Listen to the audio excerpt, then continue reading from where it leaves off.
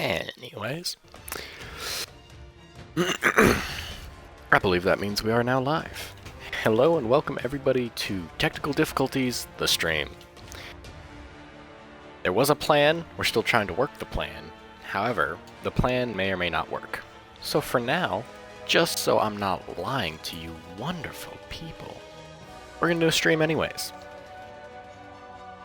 So for those of you who attended the last stream, or watched the YouTube video, thanks by the way, we were going to do a mid-of-week stream, which is almost exactly in the middle of the week, for Monster Hunter Rise releasing onto Game Pass. However, a few things have gone awry. First of all, timing just didn't work out. Had some things that had to get done today. But the other problem is that Monster Hunter Rise will not load up, and that's giving us, an inability to stream Monster Hunter Rise. I don't blame you, to be honest. But yes, you spelled it right. But so that we're not lying about giving you awesome people a stream in the middle of the week, we are still going to stream, it just won't be Monster Hunter Rise. Instead, we're going to do some For Honor, because we've been doing a lot of work in it lately, and I think there's some cool stuff to show everybody. So, hello, welcome, take a seat, and enjoy us floundering around for, a good chunk of your late evening. I'm Dwarven Ninja.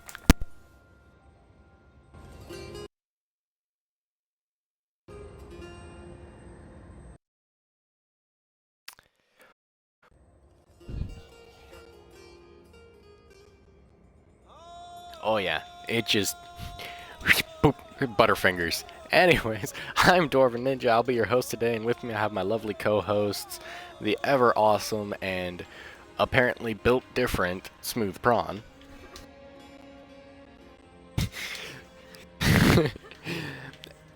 Maybe it'll come up later. And the wonderful, beautiful, and always funny Dragon Goddess. I hope you enjoy the stream today, and I guess we will let Dragon Goddess introduce her stream. Enjoy!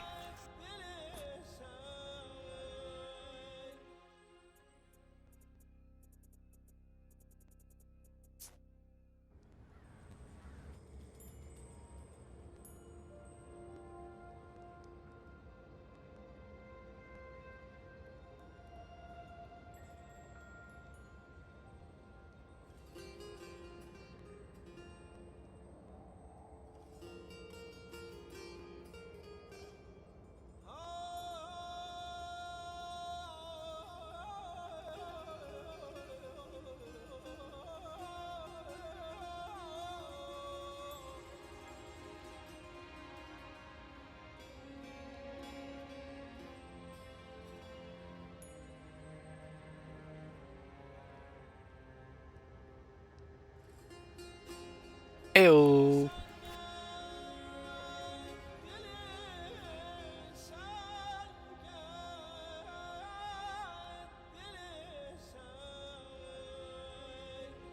That laugh, though.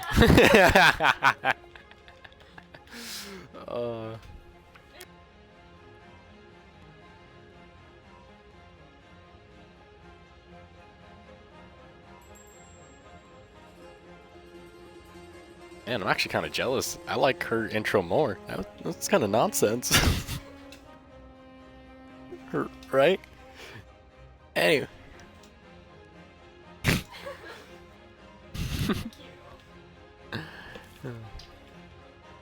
Anyways, so, For Honor, we are back. It has been a long time since we've done a For Honor stream. And technically, while this still isn't a For Honor stream, it's a For Honor stream. So, let's go over a few things real quick, shall we? I have every character in the game, unfortunately, because I gave myself a little personal challenge to catch up to my friend Smooth Prawn, who had 70 more reputations than I did under belt. That started a long journey and was the first reason why I started streaming. And shockingly, I am officially ahead of Smooth Prawn by 3 reputations. It took a lot of effort, and I really don't ever want to do it again, but I still enjoy this torturous game for some reason. So to cover the characters that officially have met the criteria I set forth to have them quote-unquote completed, we have Warmonger, who is now at Rep 7 and can unlock light blue gear, which I do actually have her fully equipped with such gear. That happened late last year. I believe it was just before fall. I've kind of been playing Frauner on and off, and by kind I mean very. The other character that has recently met that criteria is Zhang Jun. He is a character I thoroughly enjoy. His playstyle is awesome, and his later customization looks pristine. I don't have him with any blue gear yet, but we can fix that soon-ish. But the current character we are working on today is Highlander. I am not good with Highlander. I get very, very lucky, if at all. So we have him at Rep 6 and he's almost Rep 7, so soon I will be able to just stop that torture. But it'll take even longer if we keep on talking about it, so how about we just get right on into it? What do you say, gang?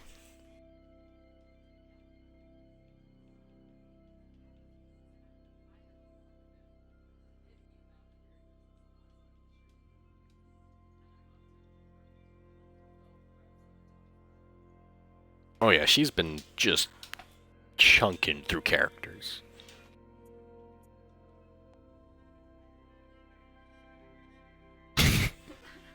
Please enlighten us.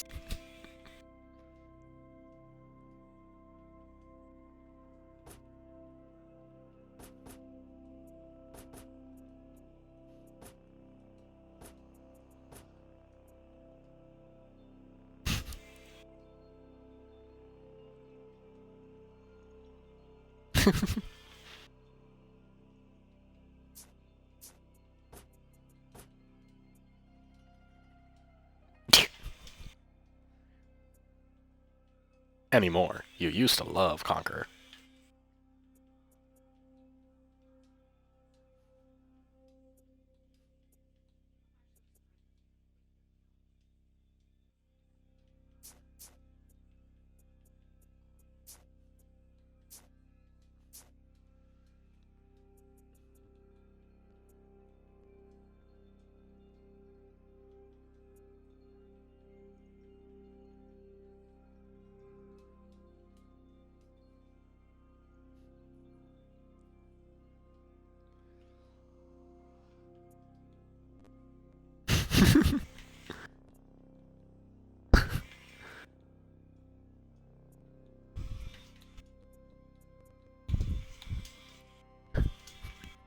Oh man. He does like Highlander. Highlander is like, that's the character he picks if he just wants to mess up the enemy team.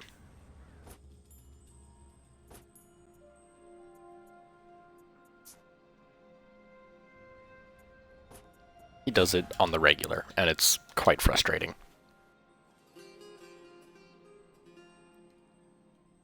Oh my gosh.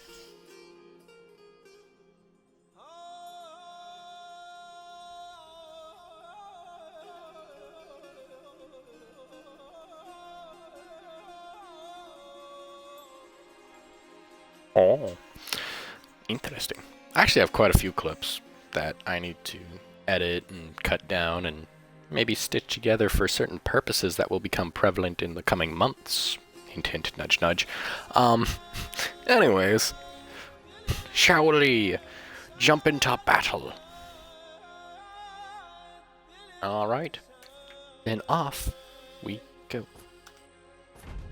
Go for it. Story time.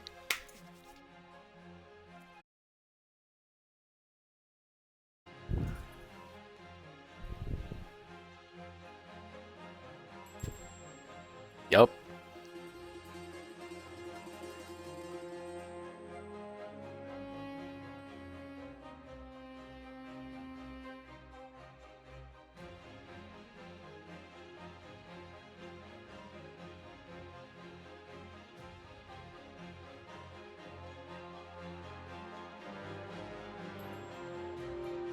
Ooh.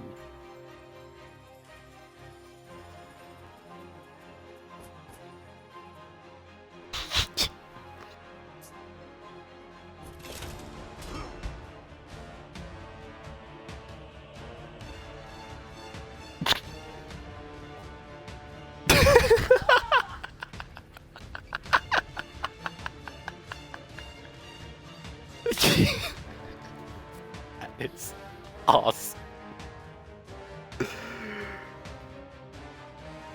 Oh, that is so good. That is incredible. There's actually a way to get the Xbox app onto your PC and laptop and whatever. There is a way to make captures. Ah, okay.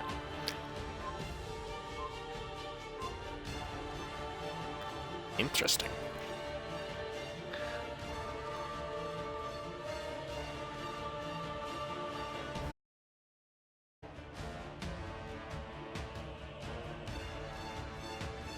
Weird. But yeah, I mean, that's incredible. I would have loved to watch that happen. Just you doing that, teleporting to the bottom, and then loading in faster than the body had time to fall, so that it falls onto a car and explodes you. Also,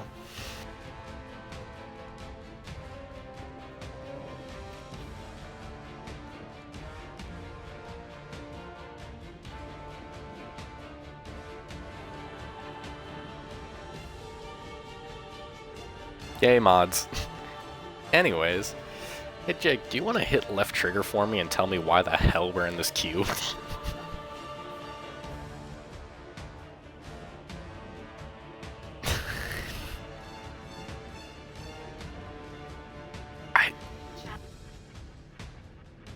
Honestly, I just don't want to fight the Centurion. The Centurion I just know is going to be annoying and probably just going to light. And I'm not built different like Jake, so I can't get light parries.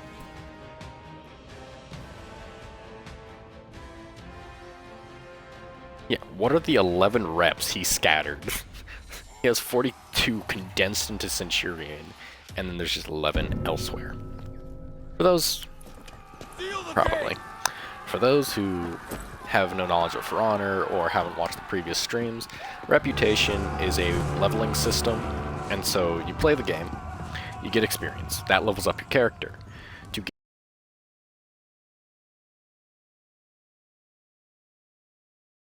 Basically, that Centurion level 84, 100. Quick math.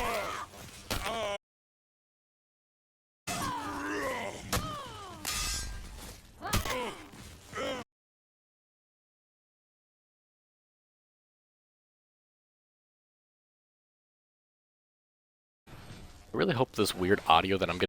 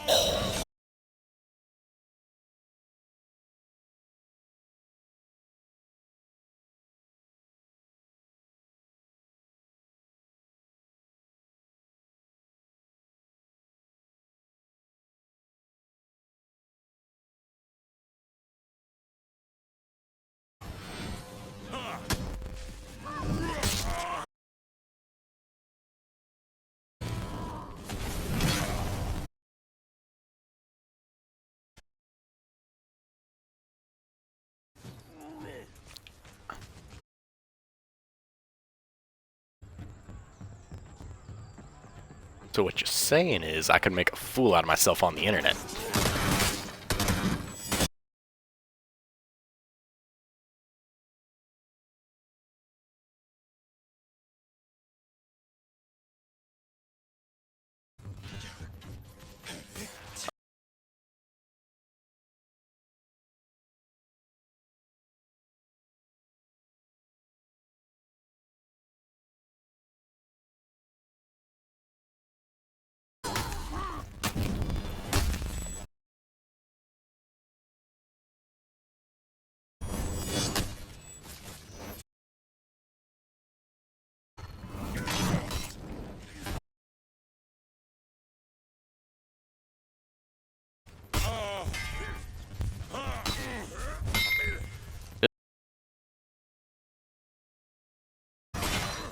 feint every other move. And I'm not good enough to counter it, so... Like I said, he'll feint every other move and just try to trade blows with his hyper armor.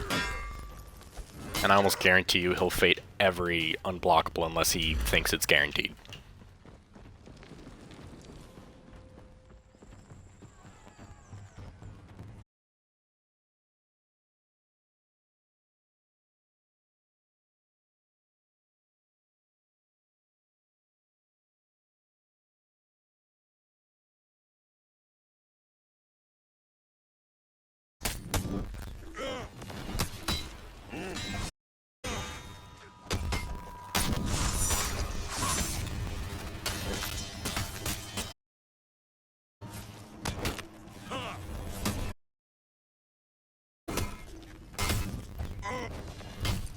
Ugh!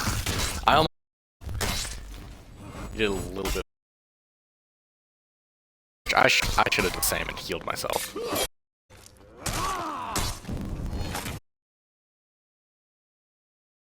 Alright.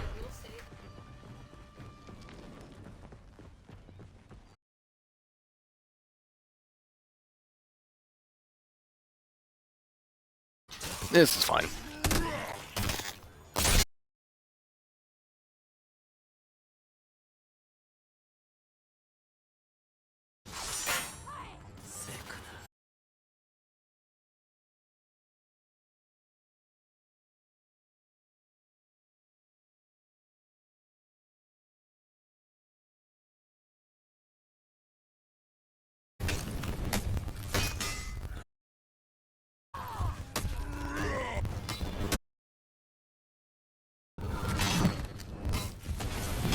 You captured Zone A.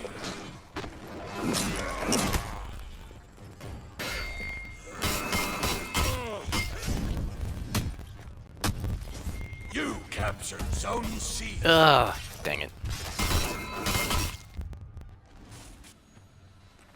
Yeah, pretty much.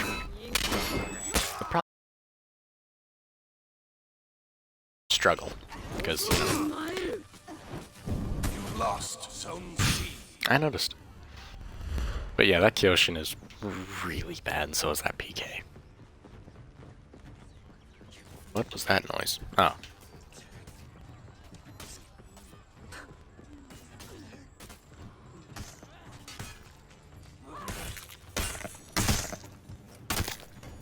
Excuse me. You lost Zone A. Okay, in my defense, that was in self-defense. Your team rallied.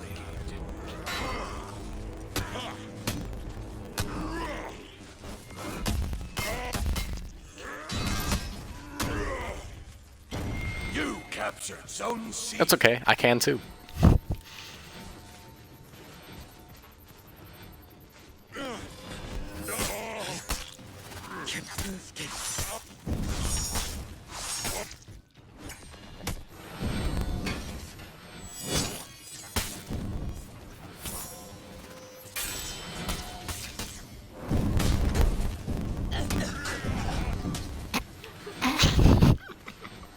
What? You were playing around too much.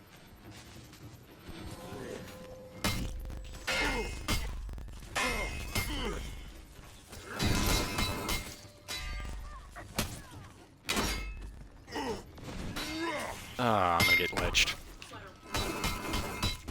Your team is breaking.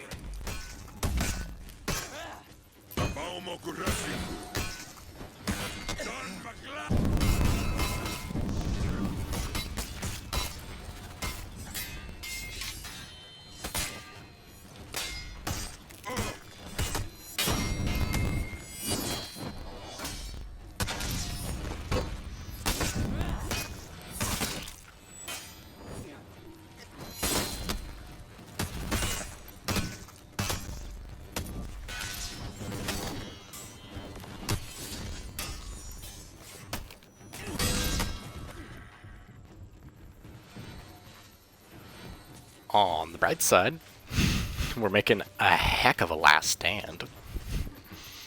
I mean, I'm hoping they keep coming to this nice little funnel of a bridge. Come on, you know you want to jump in. Why? Why of all the times, man?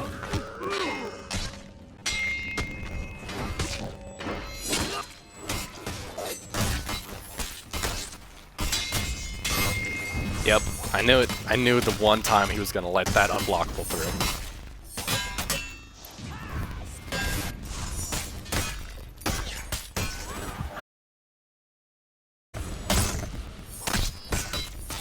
Oh, that was so good. Zone C.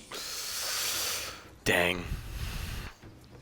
And then seeing the instant punish on the lights instead of just going for a big heavy. That was good. Because what, that's like 30 to 40 damage with 2 lights instead of 20 with 1 heavy.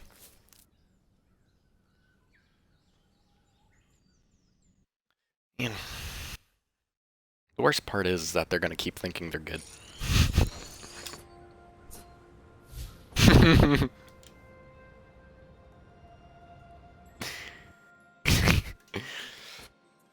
Oh, that. Ooh. Gee. Better be careful of feints into guard breaks, my friend.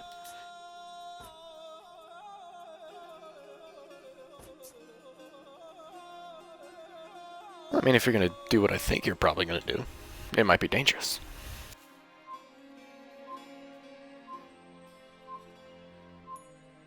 I don't know, I might be totally misreading how you play Aramusha. That's the nice thing, is that...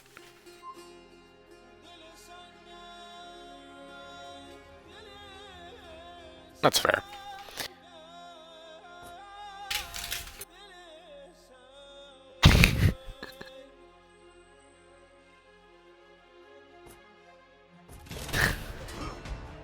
I really like the way I play Aramusha, because I tend to do pretty darn good. And I actually use my full stance pretty often, but not like a crutch way.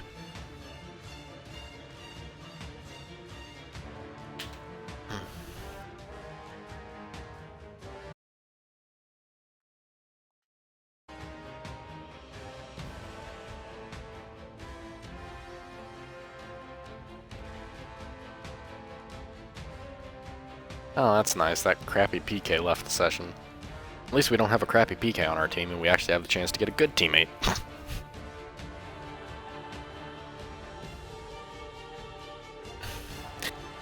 I mean, yeah, she kept coming after me because I hyper armored through her zone copium.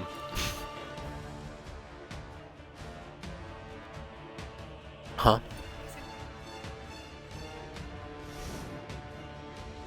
Yeah, she kept on trying to soft feint through her heavies into her bleed light.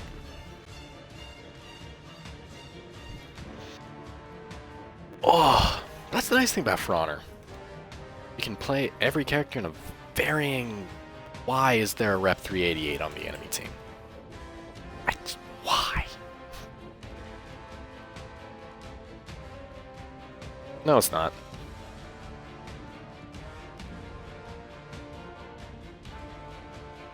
The Berserker was the KG slaps guy.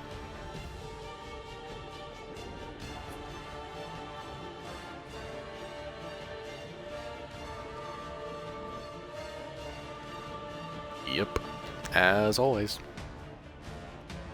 Because, you know, it'd be too easy if they weren't annoying.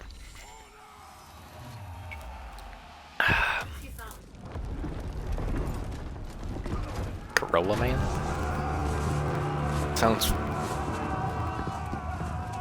Lady Berserker 79 has joined the session. Oh.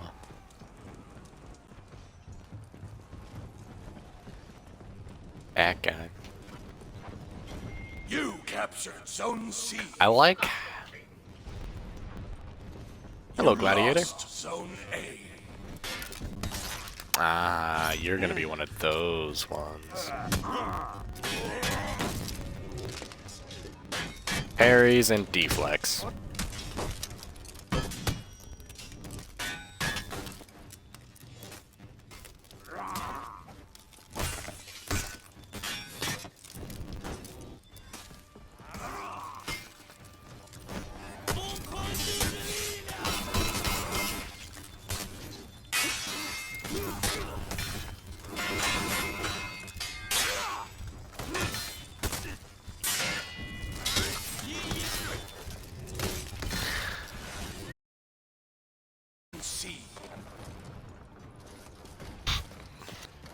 The unfortunate part is that, you know, revenge still You doesn't captured Zone is- A.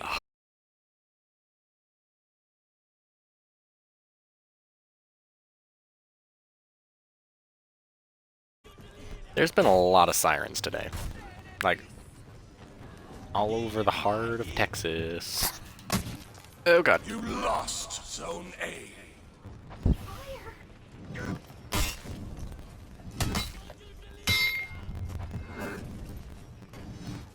Okay.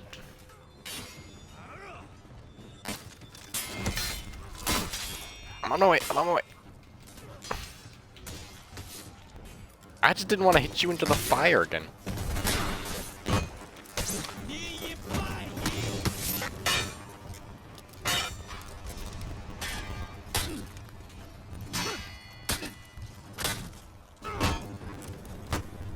I know, it never happens that way. But it doesn't matter, because, you know. Nah. You My sound is really struggling with my headset today. It's crackly and really delayed. Thank you.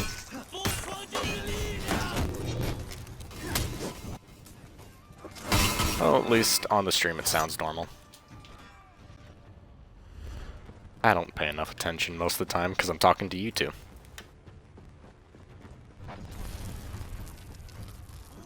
That gladiator likes his turtling, though. That's faux show.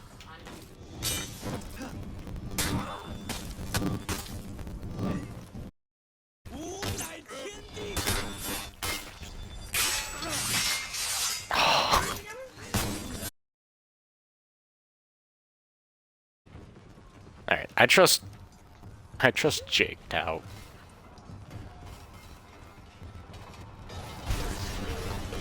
You captured Zone A. Did they just chill there and then just bolt?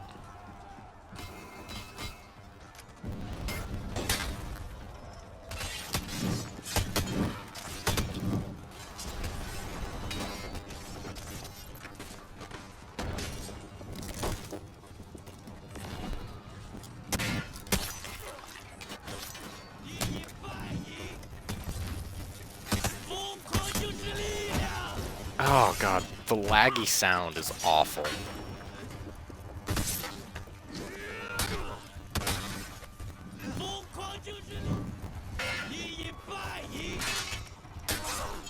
Oh, I got killed by a minion. I had 2 health and I was outclassing the full health Tiandi. And then I got smacked in the back of the kilt by a minion. Just took his little grubby minion hand and just... Don't ask what's under the kilt. Never ask what's under the kilt.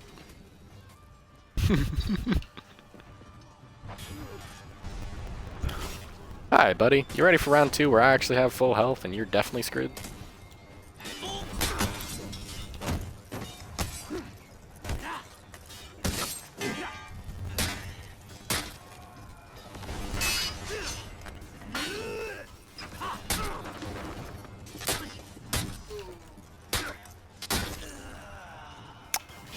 Yep, he's gonna be salty at me too.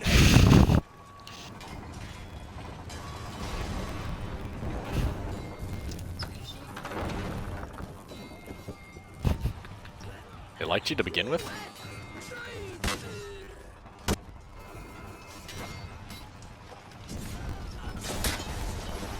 Nice.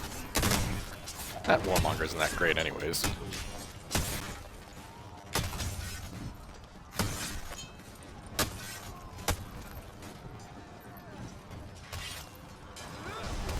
Oh, nobody was at A. Oh, wait, somebody's at A. There's gonna be a whole lot of somebody's at A. So far, there's a me, there's a Jake, there's 2 enemies.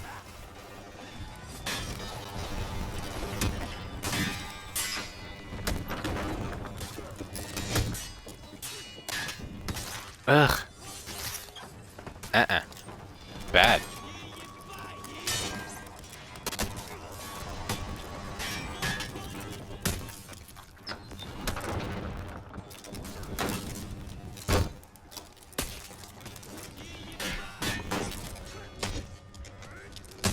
Oh, God.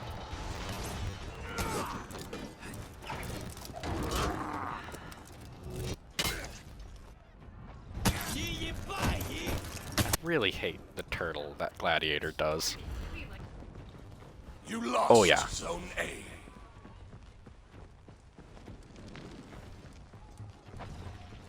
Except for that, it just lacks a little bit of class. And it's still... Your enemy basically has to be brain dead for them to hit it.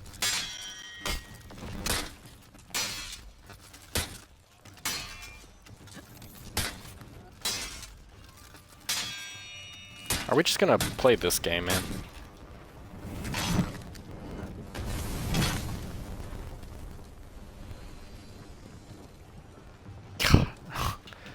I was just playing the how many hits does it take to get to the center of a Tootsie Pop game with that Warmonger. Zone A.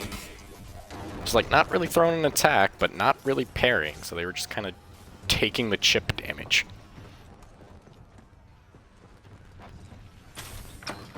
Enemy team is breaking. Yeah, that doesn't make sense. Berserker's a very aggressive character.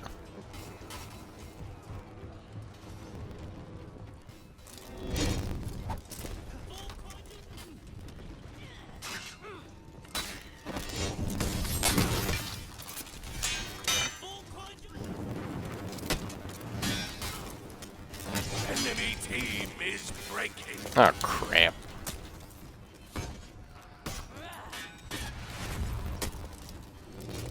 Oh, ribs.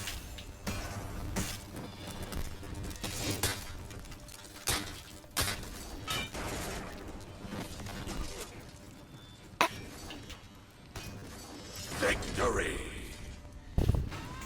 Booyah.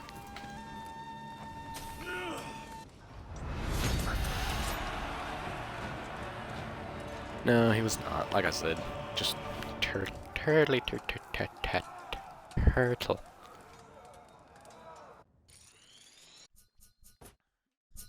Oh.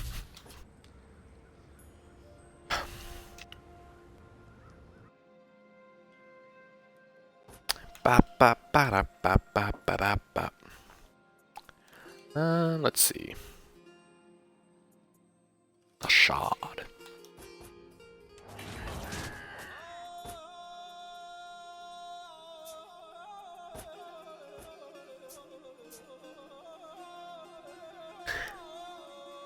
Anyways, so let's talk about stream plans. So since we're trying to see if Monster Hunter Rise is going to fix itself and we'll actually be able to hunt at least one monster before we call the stream, we're waiting for about an hour, which is supposed to be when mine is supposed to finish its install. Because I did pre-install it, but for some reason it didn't take or something.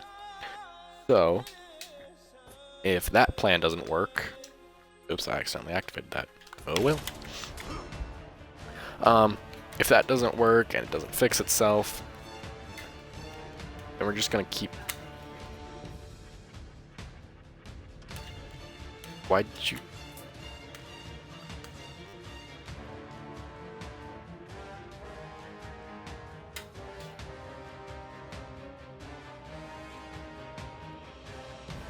Yeah, well right now your stream is paused, and I guess me and Jake need to leave this queue because it... That's Monster Hunter World, that's... Okay. I know you're not an idiot, I'm just trying to help. Stop hitting my knee, that hurts.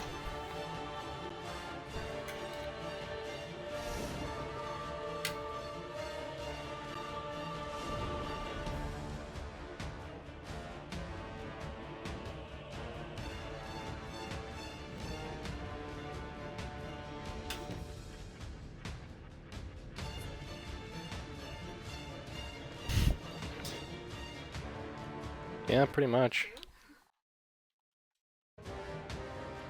Alright. I guess... Well, Jake already closed, so...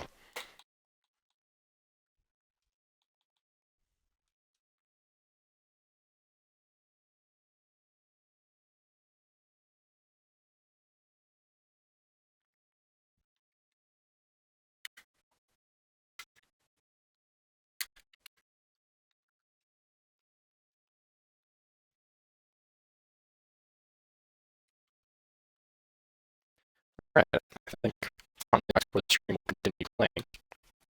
So, like I was saying, since we may or may not be able to actually play any hard Monster Hunter Rise today, we're just going to do a For Honor stream, and then on Saturday, we don't have anything set in stone yet because we're kind of making this up as we go along. But Saturday, we are going to try to stream again and still do the regularly scheduled stream on Sunday. So, yeah, I mean, expect that in the future. I'll be posting updates to TikTok and Instagram. Go check those out. I have a tap link tree to all of that in the bio. But yeah, so definitely expect a Monster Hunter Rise stream this week, and then you'll get your regularly scheduled stream. In fact, if you know, we're gonna please the masses, and we're going to spin the wheel today to find out what we'll be playing on Sunday. All right. So, for context, I went to a website, found a random wheel generator. That's also how I've been deciding which characters to rep up first. But I made another one that has a list of all the games we're going to be playing on the stream. And so we're going to spin that real quick. And yeah, see what we're going to be streaming on Sunday. So you guys will have a full, you know exactly what to expect. So the game we are playing on Sunday is going to be Minecraft. And the crowd goes wild. So excited. There it is. All right. Well, if you were here for the big super mega 5-hour monstrosity that was the first stream of 2023, which I know we had a lot of sound difficulties. That's because Twitch does not let you stream your home page or anything else other than just video games on Xbox. It kept cutting the sound and then cutting back in, so it had some weird audio distortion. But anyways, if you were here for that monstrosity, you will know that we have a Minecraft world that we've all built together. We have 3 different bases. I have a massive jungle temple that I turned into a huge treehouse. Jake has a castle built into the side of a mountain. And Ruby is currently working on an underground kingdom that would rival the dwarves of Lord of the Rings. And so yeah, so Sunday we will just continue refining that. I'm sure we'll take a sidetrack from my project, which is building a massive skeletonized Statue of Liberty out of copper, deep slate, and lava. And we'll go see what Jake's doing, so you guys can see more than just me mining and placing and mining and placing, because that could get boring after a while. And you can always go check out Ruby's stream. She'll be doing stuff over there. I mean, we'll go visit her underground kingdom, of course, but yeah. So, there you go. That is your stream schedule for this week, chat. You've got... Sorry, my brain's booting. You've got Monster Hunter Rise on Saturday, Minecraft on Sunday, and today you have For Honor.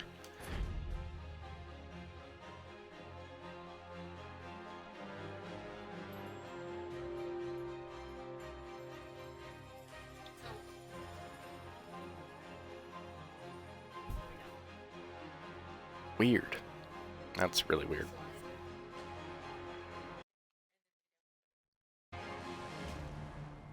Yeah, I mean, mine's basically moving at a snail's pace because we've got more than just the 2 of us on the internet, and, I mean, we're playing a video game, so that's going to slow it down. Unfortunately, no Monster Hunter Rise today.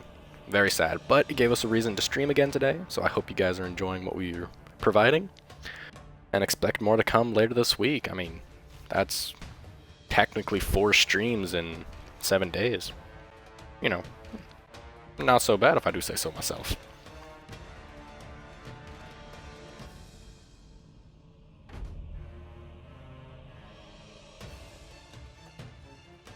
Oh.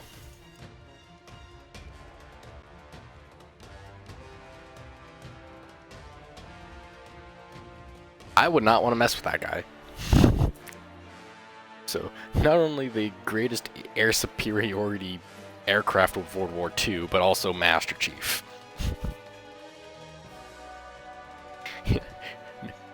No thanks, I'm good. I choose life.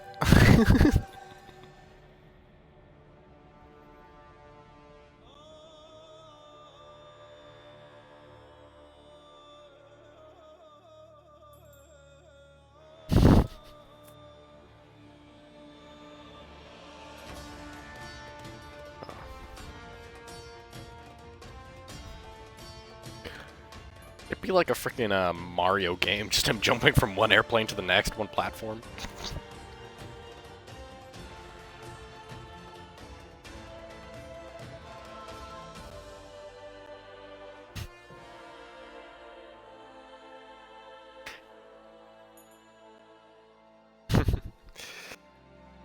Yeah, I mean, I think Halo Infinite actually did a lot of things right, and that's gonna upset every Halo player ever, because the jetpack.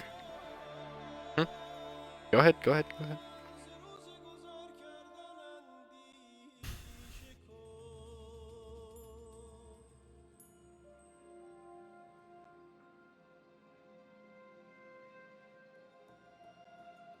Yeah, I mean,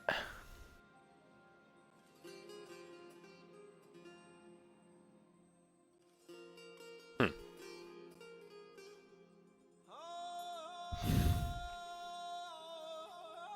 Yeah, I mean, let me preface this by saying I love Halo. It's my favorite game series. I've been playing it since I was a kid. I never played the first games when they first came out, but I still love them.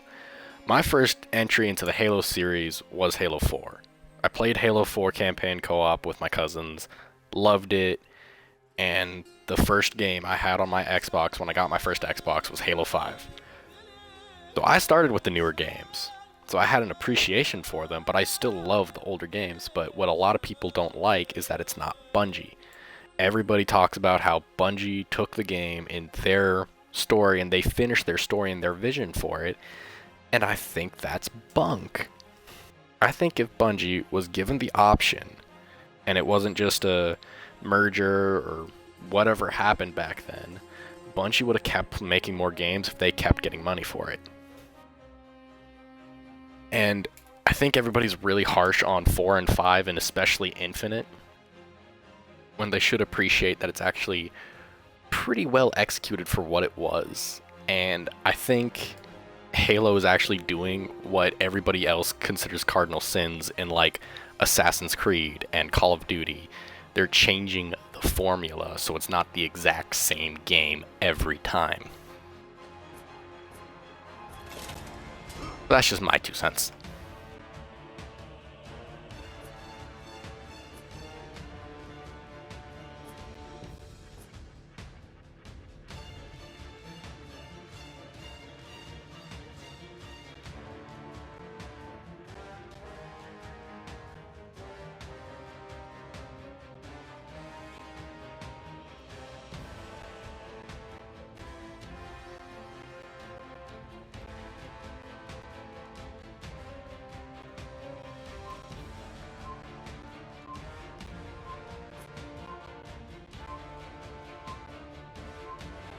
Yeah, I mean, Assassin's Creed kind of with Odyssey and Valhalla kind of seems like it took a step into the Skyrim kiddie pool.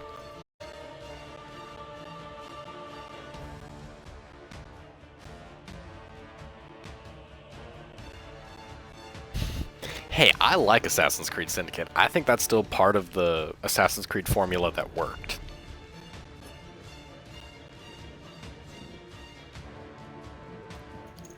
Okay, either...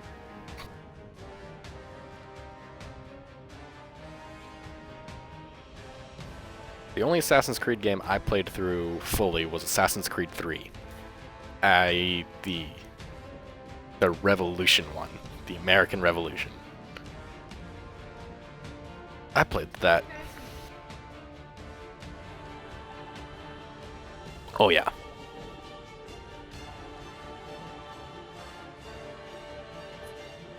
And I found something to do.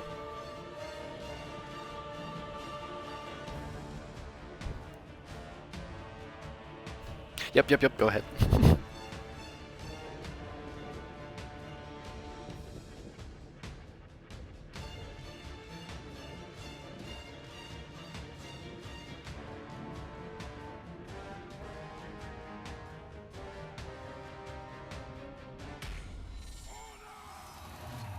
Yeah, I mean, I haven't played the campaign much.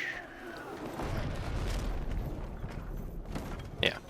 I mean, just from what I've played through with the multiplayer alone, because what I wanted to do when Halo Infinite came out was I wanted to play through every Halo game beforehand and then play Infinite.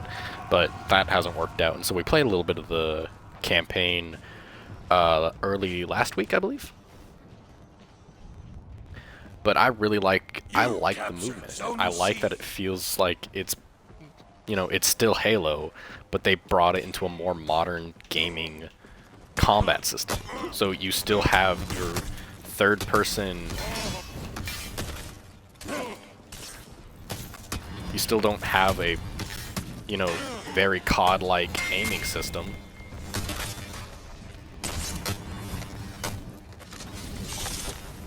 But it's different enough to the point where you can still have fun with it and it doesn't feel over used.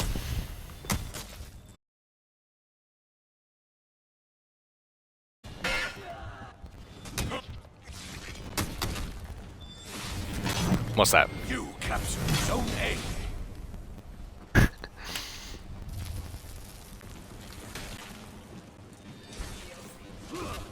In order, sir.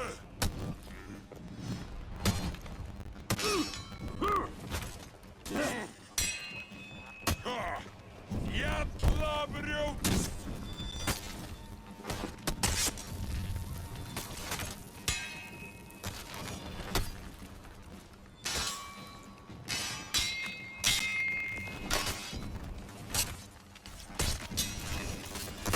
Because I need help, that's why.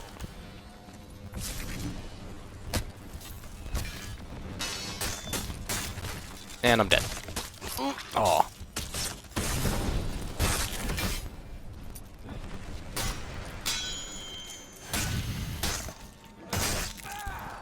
But anyways, before we got sidetracked with getting killed, I think 343 has done a better job than most people give them credit for actually bringing Halo into the modern gaming industry. Like, everybody might think that they're copying Doom Eternal's formula, and they think that it's cheesy and it's gimmicky. And a little bit, yeah, it's kind of gimmicky, and having a grapple shot right after Doom Eternal added a grapple hook feels a little plagiarized. Oh, did you just freeze and drop? Dang it.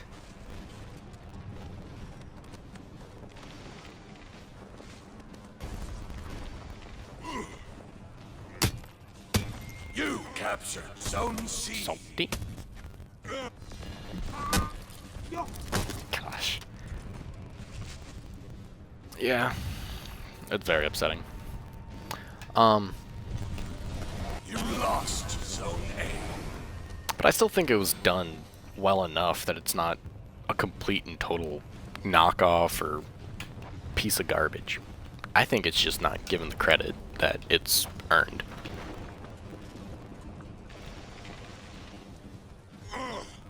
Which is more than you can say for most COD games. I mean, no matter how much of a COD like fan you can be, you can't tell me that the only two modern CODs that have come out in the past 10, or not 10 years, anyways, the past couple years have been the revamped Modern Warfare series.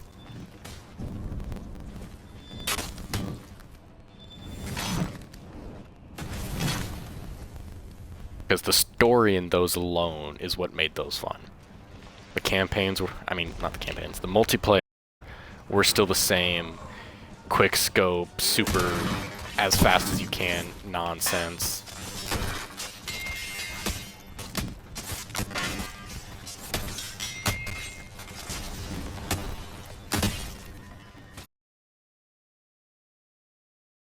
Annoying things.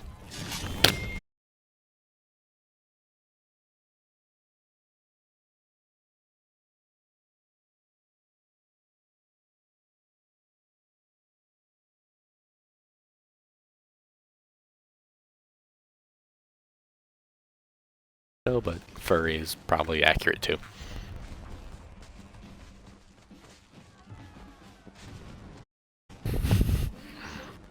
our gladiator. Ruby's watching on my screen. For those of you who don't know, me and Ruby are streaming in the same room, and Jake is in a completely different state.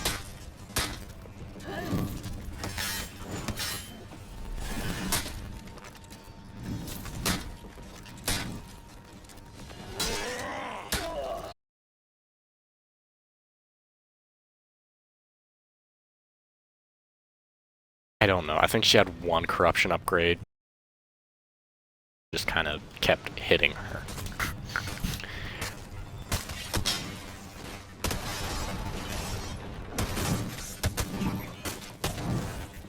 I still don't see the utility of doing the corruption in a 1v1. Lost zone That still A. makes no sense to me.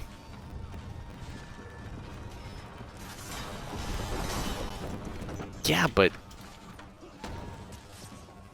I feel like it's way more effective in an actual 1v multiple fight, though. Like, using it in a 1v1 just makes no sense to me. Because, I mean, she has the lifesteal. Lame. But she couldn't get a hit in otherwise, because I knew exactly what she was trying to do, so it was like, okay, I'll just keep hitting you. I don't care if I do enough damage, I just care about hitting you.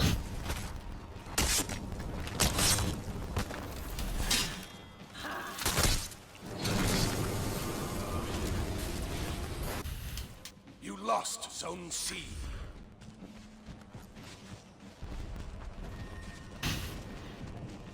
Oh, man. But also, there's the emote spam I was waiting for. I finally saw it. I was wondering what took so long.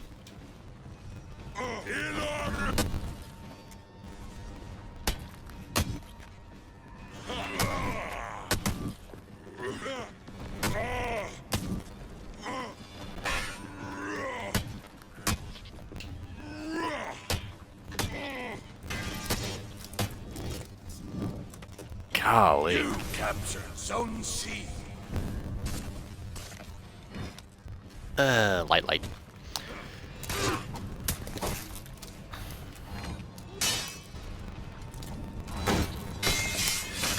So, Rubes, tell us your gaming hot takes and opinions, you know, to help fill the void of gameplay. Tell us what you think about games, like big games like Forza or Assassin's Creed, or even small games, like talk about Little Nightmares and Outlast and stuff like that. Fill the void. Conversation.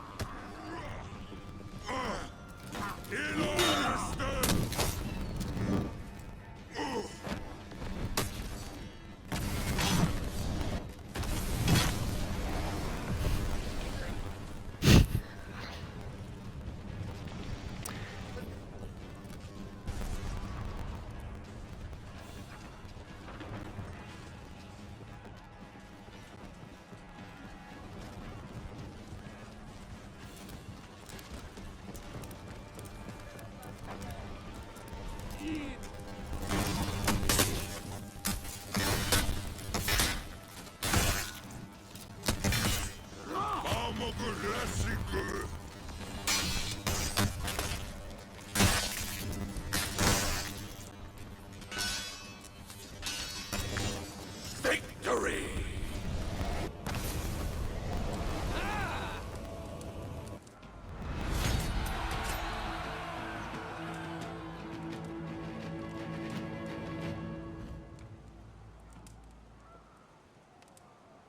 I get what she's saying too, because I watched a playthrough with her of the Outlast games, and it was weird seeing the transition from the first game to the second game, which was neat how it was tied in, but it was a prequel, but it was kind of a not prequel. It was a different perspective.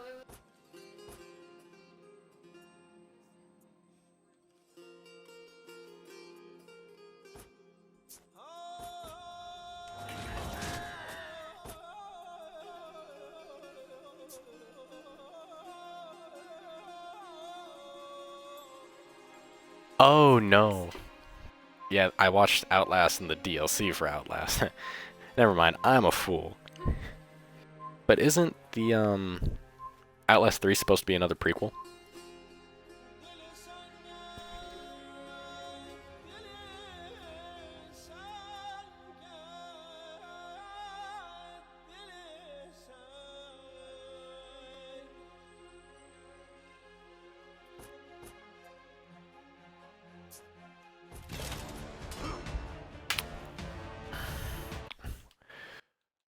It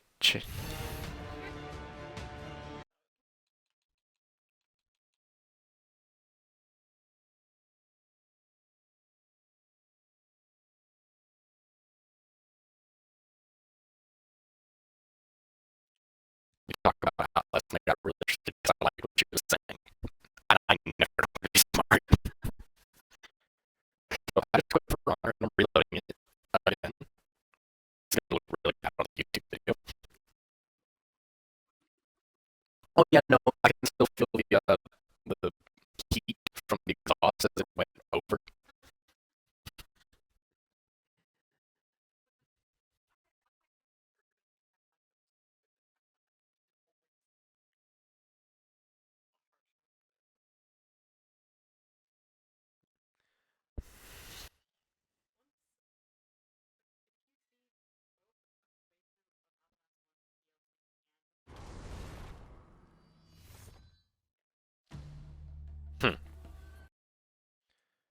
I mean, the dots, well. Yeah, that's kind of lame.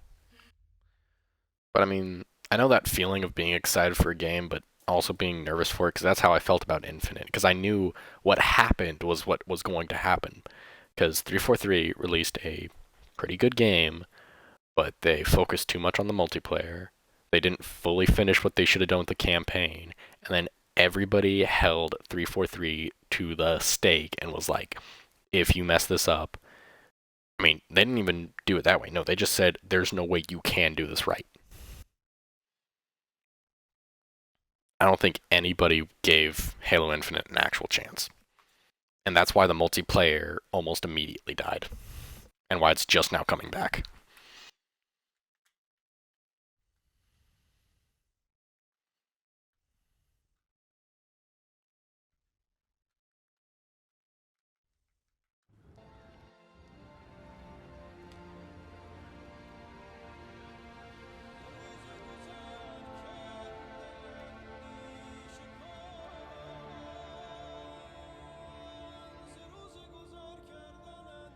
One thing I do appreciate, though, is that when they were in the start of Halo Infinite, if you're like me and you're really curious about the Halo like actual like universe and you start reading the books, you'll start seeing actual connections from the book to Halo Infinite, and it's actually really cool.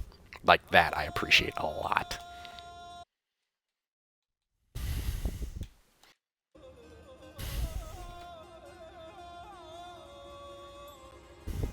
I mean, considering they couldn't even do 5 seconds of research for the TV show, yeah.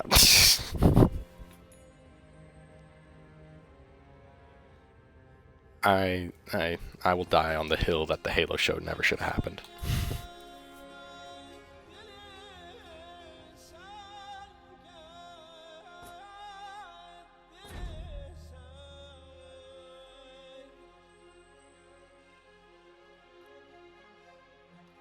Yeah, I mean...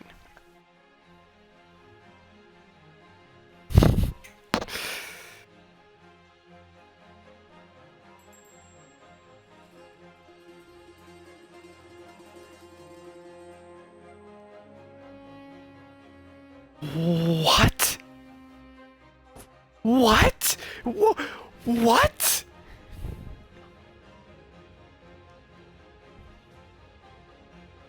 No, no, no. Oh my god, no. No. No. The first book is literally called The Fall of Reach. That is all the first book is about. They could have read it and they would have known. No.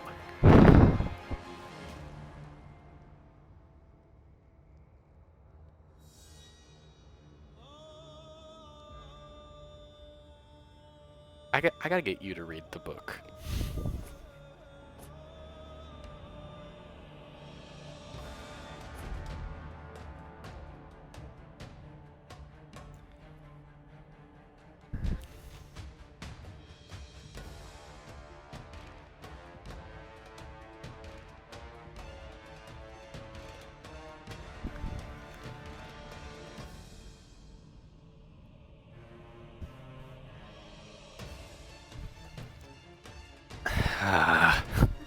No. Like, I know the timeline's right, because I've seen the screenshots of the futuristic Chevy Tahoe, but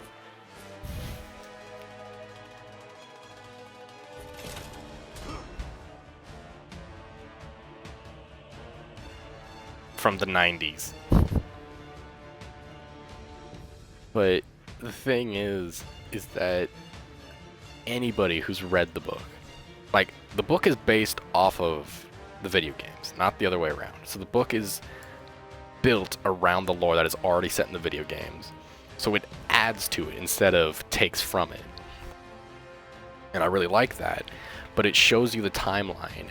And the Spartans never left any military installation. They stayed in the deepest, darkest part of the UNSC the entire time before the Covenant War. Unless they were deployed, and then they were right back into their hole. That is a very big plot point. Like, oh, you know, the Geneva Convention is a checklist, not a guideline.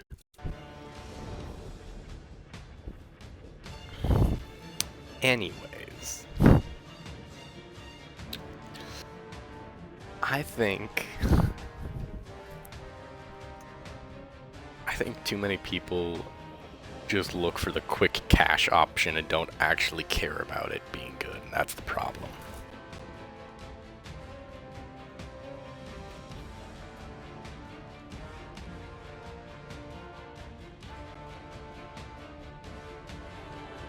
You know, I'm just gonna cross my fingers and clench my cheeks. I mean, Nintendo Switch, that does look like it's really promising this year.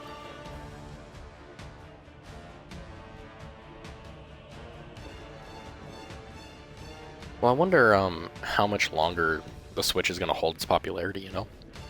Because, I mean, it's been... Go for it.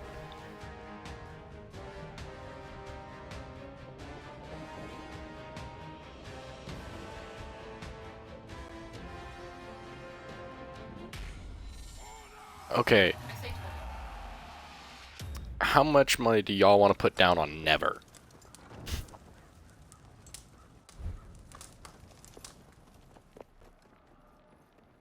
If anything, I'd push it out at least one more year to 27. I'm telling you, GTA...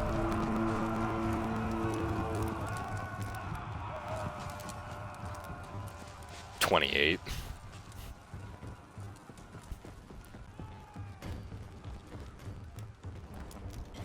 You lost Zone C. I thought it was like 2020.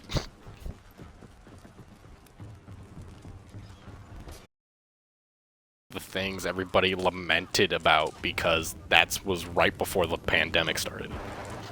Quote unquote.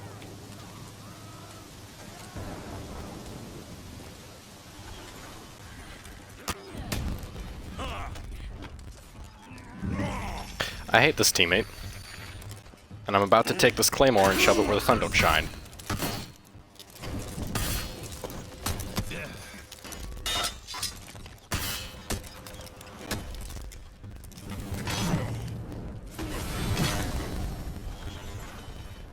I hate teammates that just come.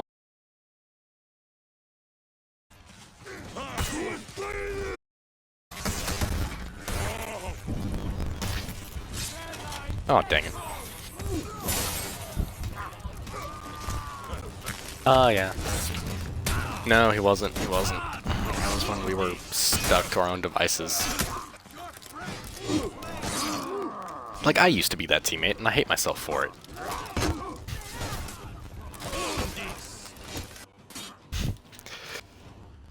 Oh, but, I mean... I feel like the gaming community keeps on giving too much gas to things like Skyrim and GTA Online. And so Rockstar and Bethesda don't have to release Elder Scrolls 6 and GTA 6. No. Sounds about right. But, like, the problem is, like, sure, you can say a game is fun. That's not detrimental. Not letting it die because you think it's the best of all time is why nothing new will ever get released.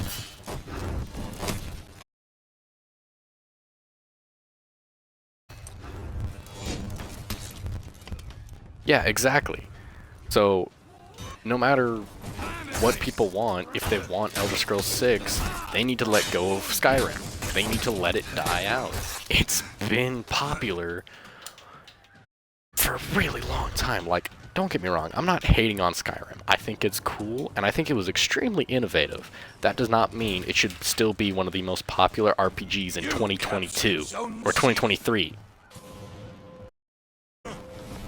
You lost. Have the graphics, and we know...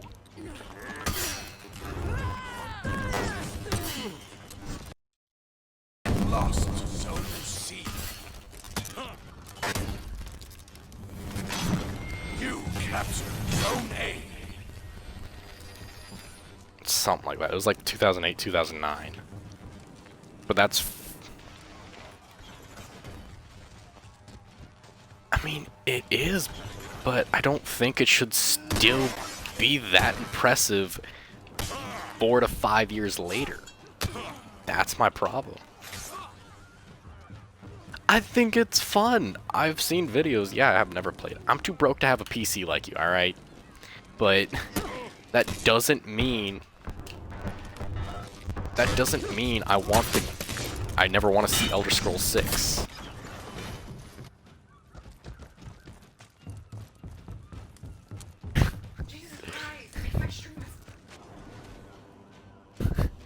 Hey, we're trying to fill the silence because I'm not at my top potential. No, I want to talk about video games. I think it's fun. I think actually talking about these genuine problems with video games is important. And it's actually really interesting because I don't get to talk this deeply about video games.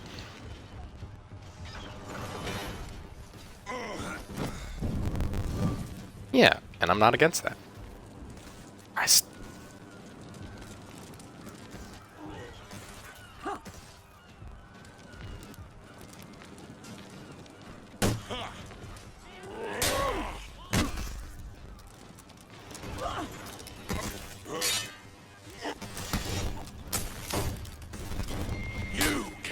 Zone C. CD Projekt Red, you were right the first time.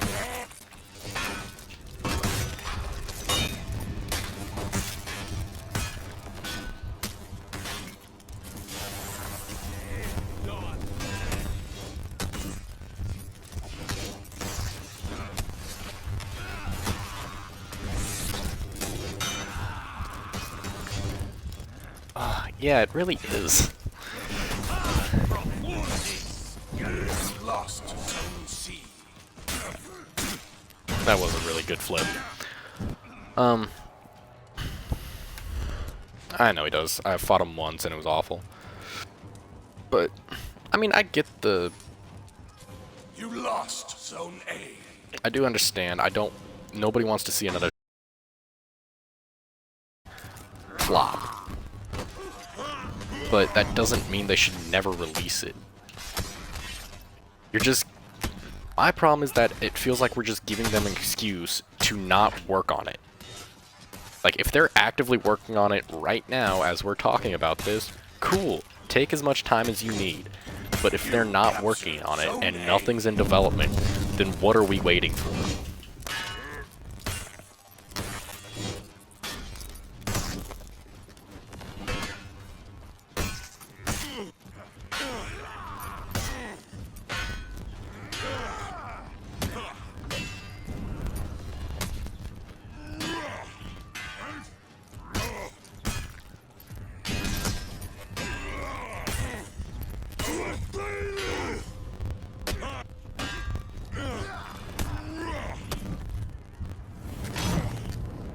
gosh, that raider.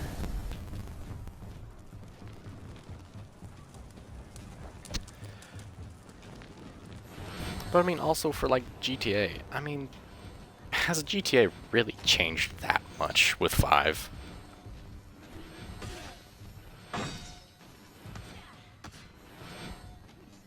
Well, yeah, but I mean, for the time it came out, the Enemy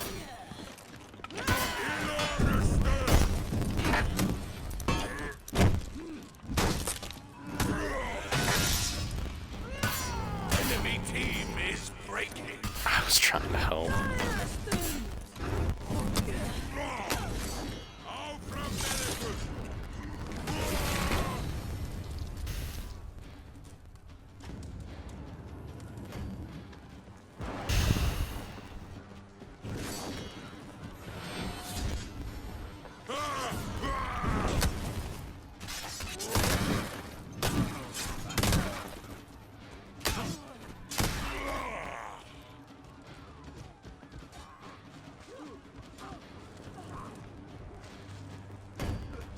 I still think just running. You lost Zone C.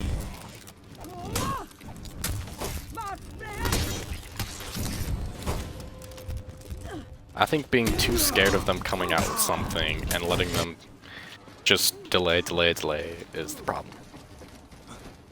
Because I mean, the longer they delay from releasing something, the worse the development is actually going to be, because they're not going to put effort into it until it's too late, and then it'll just... I know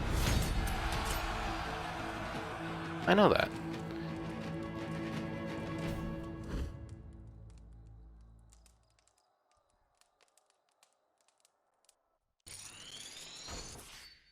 Ooh.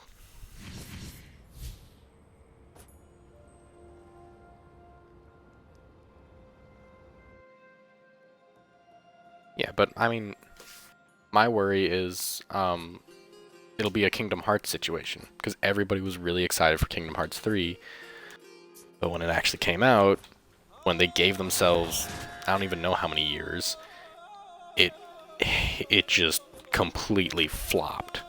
I mean, there was no ifs, ands, or buts about it. It landed flat on its face, and it was one of the worst releases in recent years.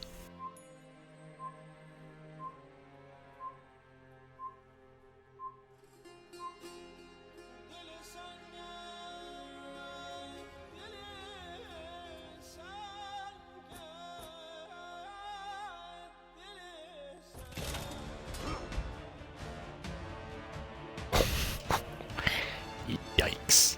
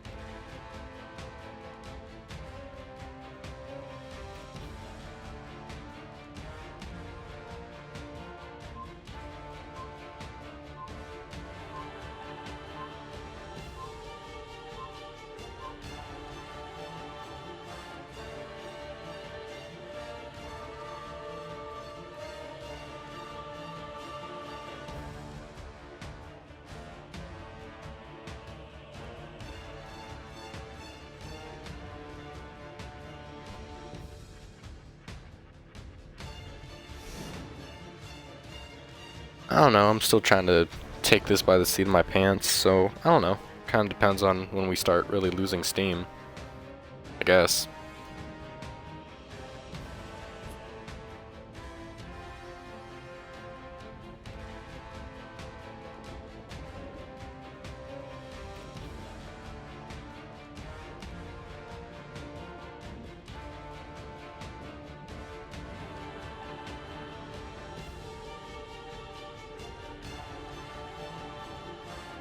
Not moving her mic close enough to her face.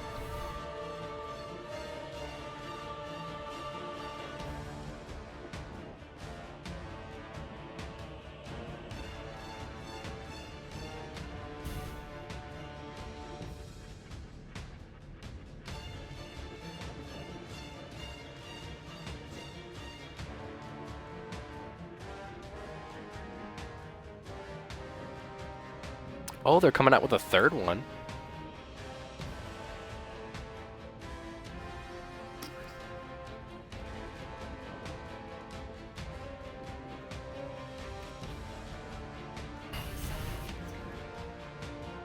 Aren't they? No, it's a single-player indie game, but it's also regarded as one of the best indie horrors in recent years, right?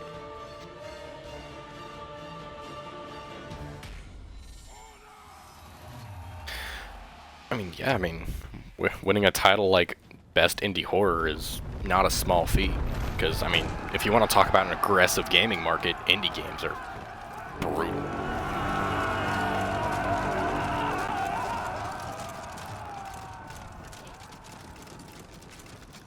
Oh yeah, the graphics in that just don't disappoint.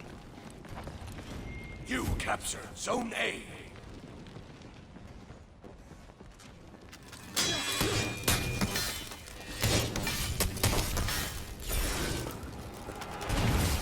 I just got 3 points. That is really impressive. That's why everybody likes indie developers more than big name AAA companies nowadays. Because they're actually listening to their market and adjusting to it.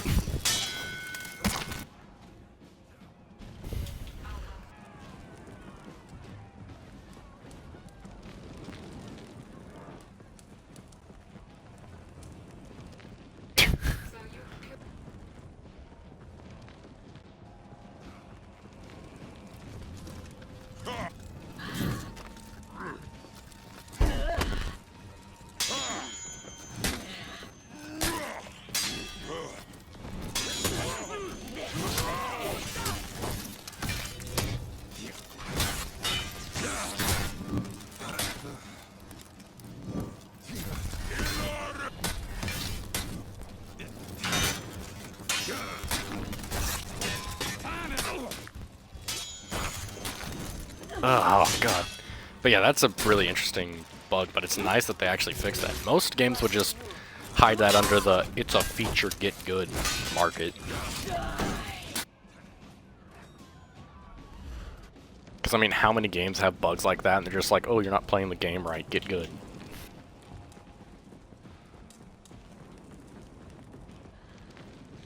Don't worry, it's about to get worse.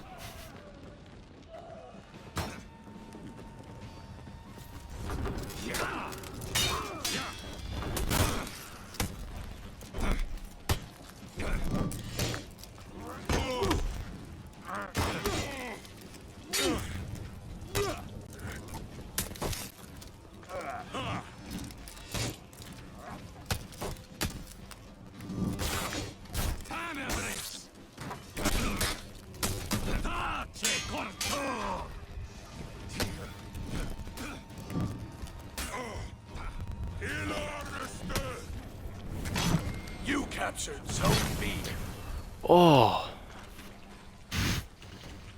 They started running away when they fed revenge, so that was nice. Zone A. That I got to just annihilate. I mean, it was just kind of like, really, dude? Just, come on. Like, I get backing off when they have, like, half health and full revenge and all that, but it's like, when they're almost dead, just finish the fight. Even if you lose, don't waste everybody's time running away.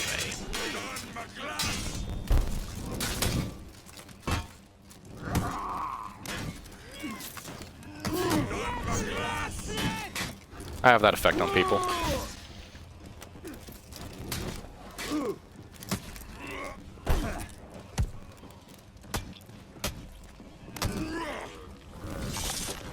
You captured Zone A.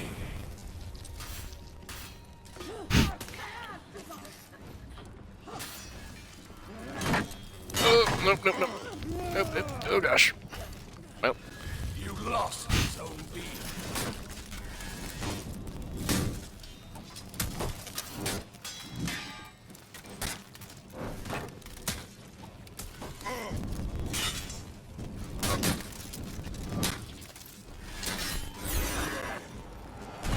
What the?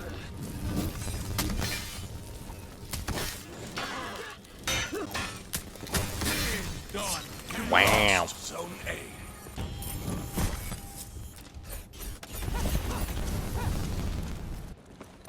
Wow. Emote spam, really?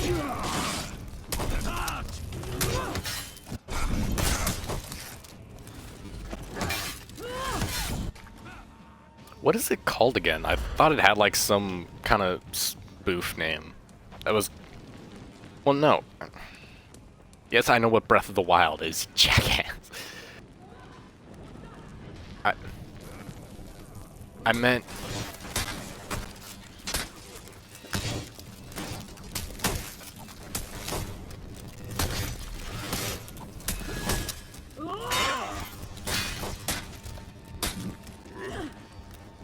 Done, McGlass.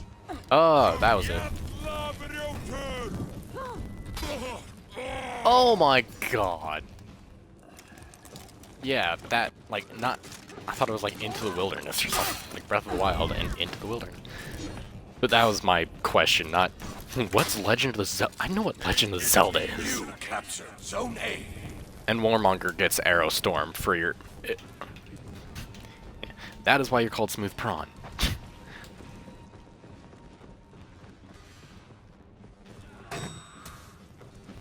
You said most wrong.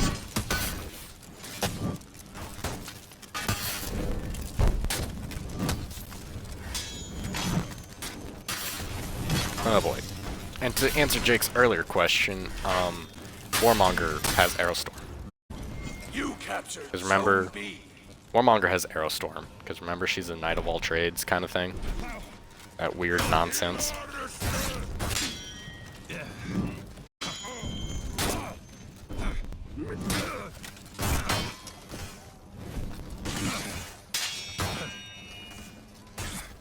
Okay, this guy is...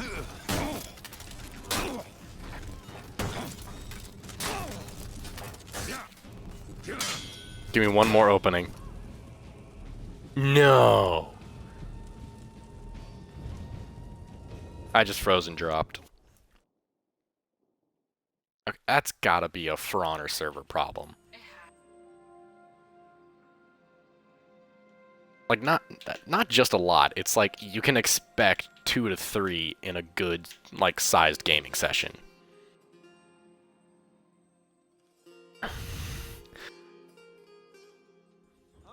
Let's see, what can I talk about to fill this dead space in the stream?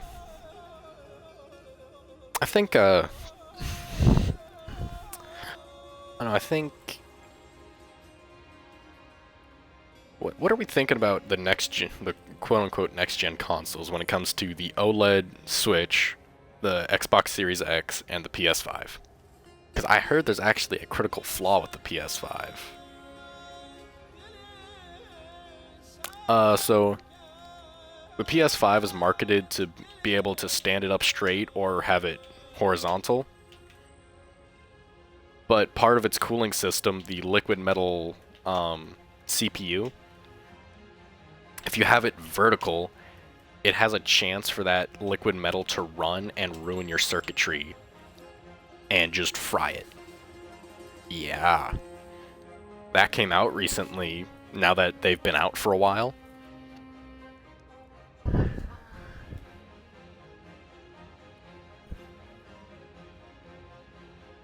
To try to keep the motherboard cooler.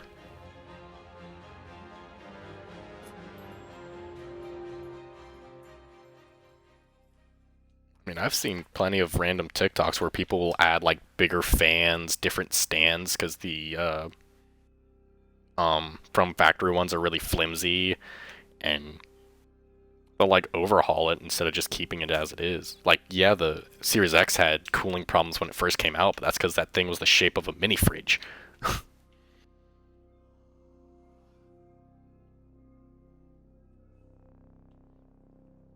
Oh yeah, there was problems where the cooling vent at the top of the Xbox would get blocked up or overheat and cause a heating issue. But that was also from like a lot of people that smoked and put a lot of vapors into the air, so it would collect into the induction.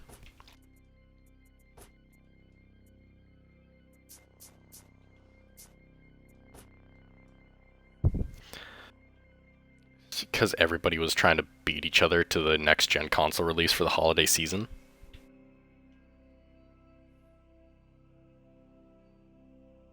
And because it was 2020, that's why.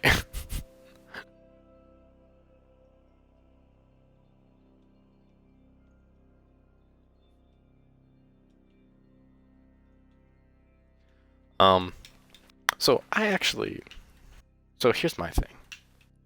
PlayStation and Xbox came out with almost completely different consoles. They changed a lot, put in beefier hardware, upped their software game, and for the most part, Switch kind of just stayed the same. I mean, yeah, they updated it, gave it a better screen, gave it better graphics, and better hardware, but for the most part, they didn't really change it. Now, do you guys think Microsoft and Sony did the right move, or if Nintendo did the right move?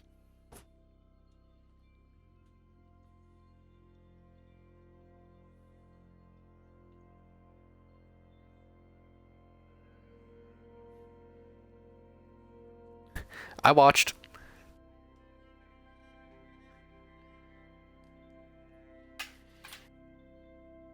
Ruby Screen, dude.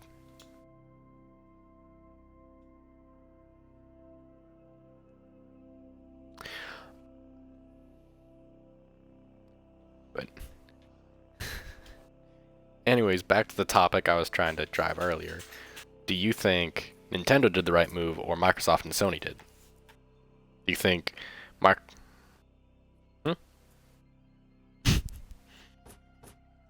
how Nintendo kind of stayed the same basic layout, basic design, but Microsoft and Sony actually changed their design a lot more?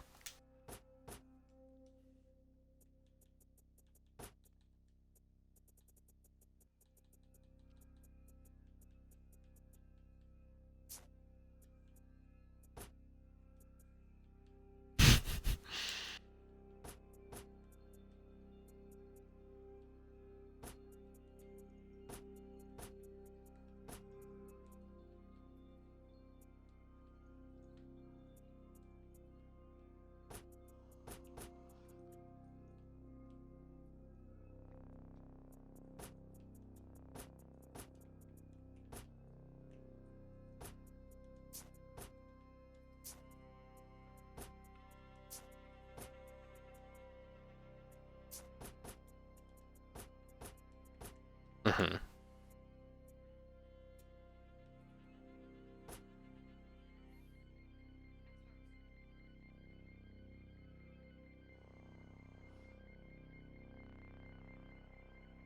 I mean, it's not a cube, it's a rectangular prism, you Neanderthal. Um,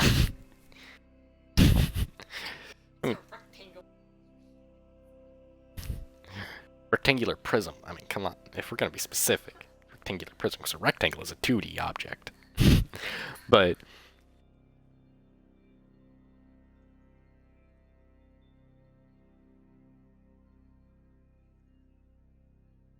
I mean, there's multiple definitions. But when you're anyways, way off topic. The mini fridge is regarded as one of the best operating consoles on the market right now, especially with the critical failures that the PS is having.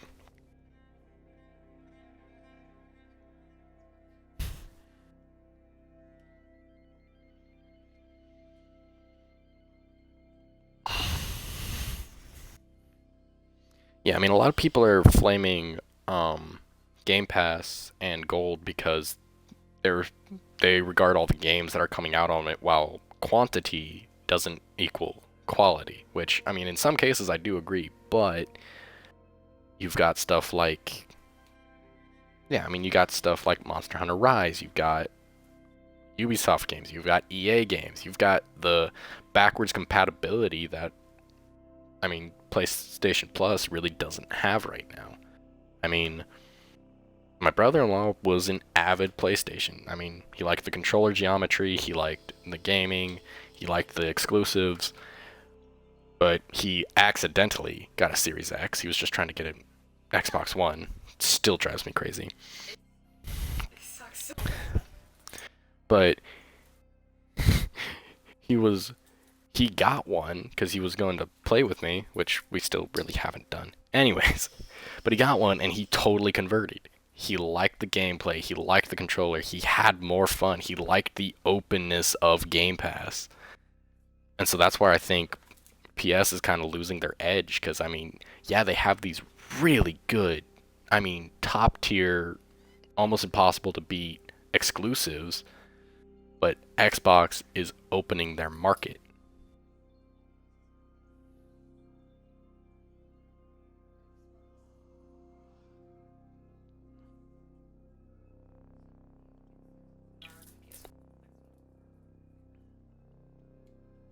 Yeah, I mean, that's been the thing. I mean, everybody made the argument between Xbox and PlayStation, the argument of exclusives. But at this point, it's not an argument about exclusives, it's an argument about playability and, you know, being a part of a bigger community, which I think Microsoft is driving ridiculously well, and they are killing it. Also, I need to reset my For Honor real quick, so sorry to the members in the stream and the YouTube watchers later, because there will be a big cut in the audio in about 5 seconds.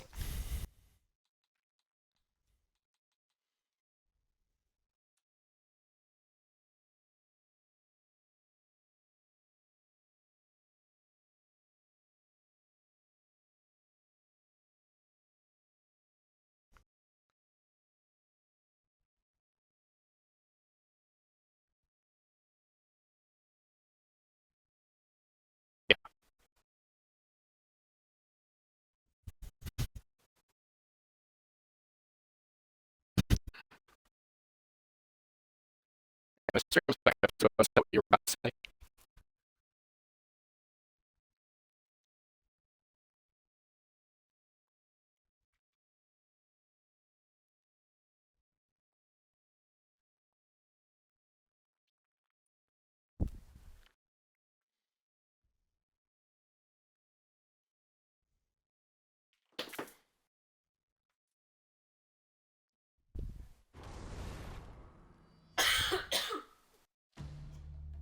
Yeah, but they're not Ubisoft, Microsoft, they're not COD, Halo, XYZ.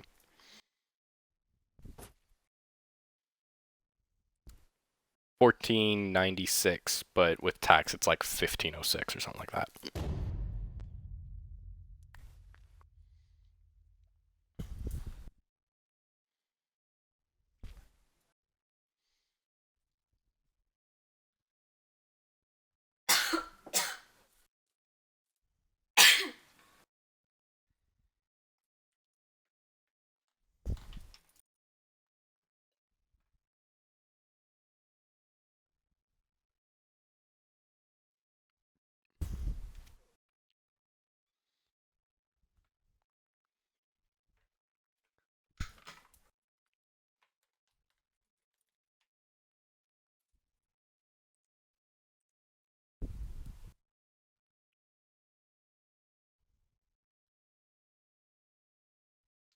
Yeah, I mean, that's a really good point.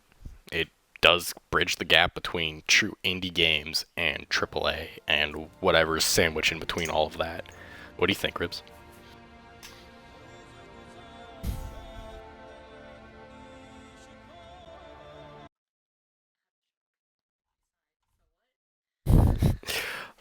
Okay. As somebody who has had a PlayStation and Nintendo most of your life, what do you think of Game Pass as experiencing it for the first time? Jake's saying that it's a great bridge between true indie games and AAA titles.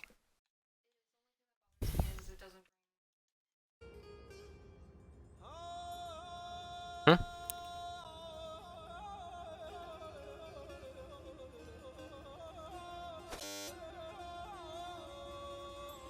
Ah, so what you're saying is that there's not enough horror game representation in Game Pass.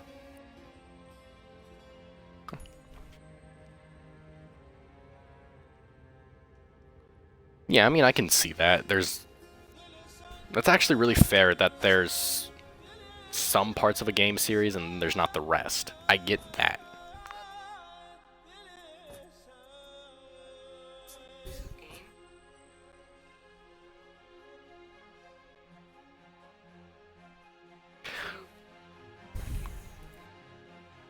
I mean, I think where a lot of people lose the differentiation between PlayStation and Xbox subscription services is that Xbox Live Gold is what's closer to what PlayStation Plus offers.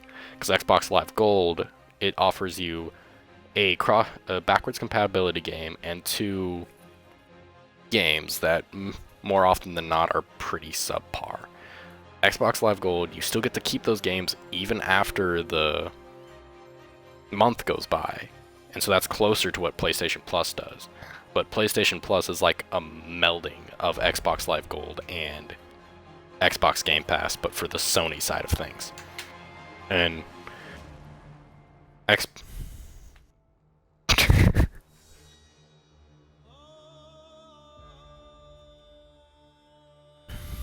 I mean, I don't know. I think no matter how you look at it, though, I still don't think there's a good reason to choose one over the other. PlayStation has wonderful exclusive games. They're great to play. The PS5 controller is regarded as one of the best controllers to ever come out in the console industry as of late.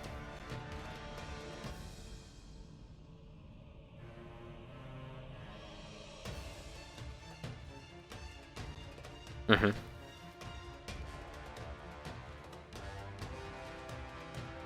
Yeah.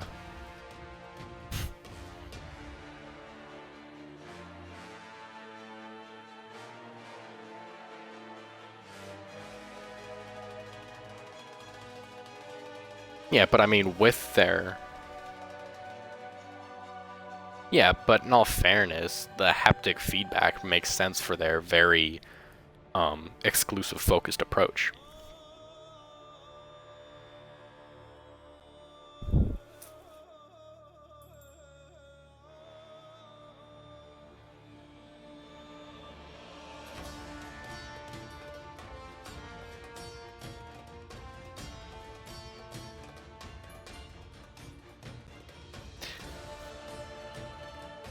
Yeah, I mean, I've always thought console wars were stupid, especially since all I ever had growing up was an N64 and a Nintendo Wii.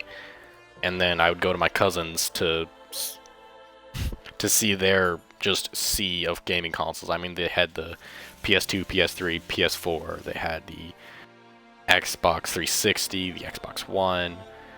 They had every console, and so I got to play every console, and I never thought one was better. But I always leaned towards Xbox because I liked Halo. But I am all for games just being cross-compatible. You being able to play with your buddy on PC or play with your friend on PlayStation while you're still on your Xbox. And I just don't think fighting that is a good idea. And that's why Microsoft wins out for me if I was to take a side in the console war. Because everybody's like, you know, PC Master Race, or PlayStation is better, we have the better exclusives, or Xbox is better because of Game Pass. I don't care. As long as I get to play a video game, who gives a crap? As long as I have fun, what's the point of arguing about it?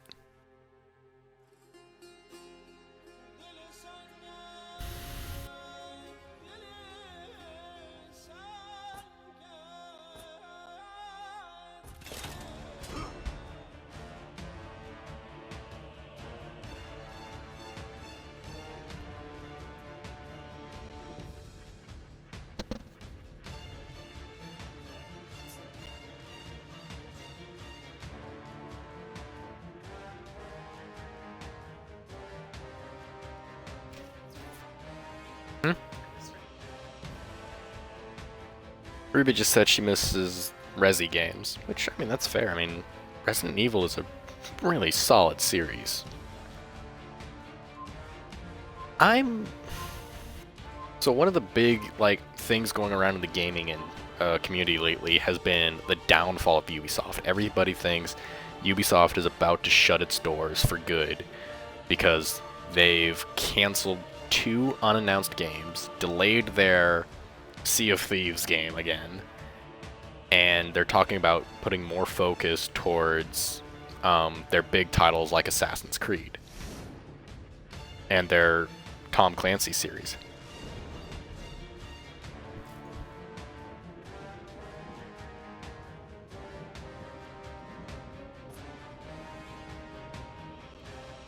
Yeah, like Ubisoft Montreal or Ubisoft, whatever. I mean, it's not Ubisoft. It's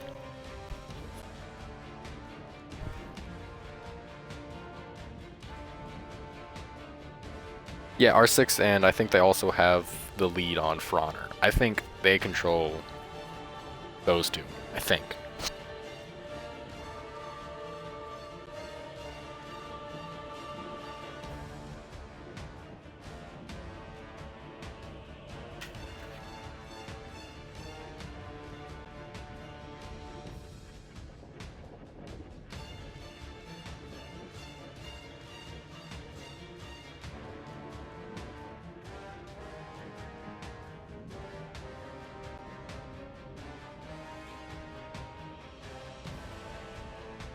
Wait, what?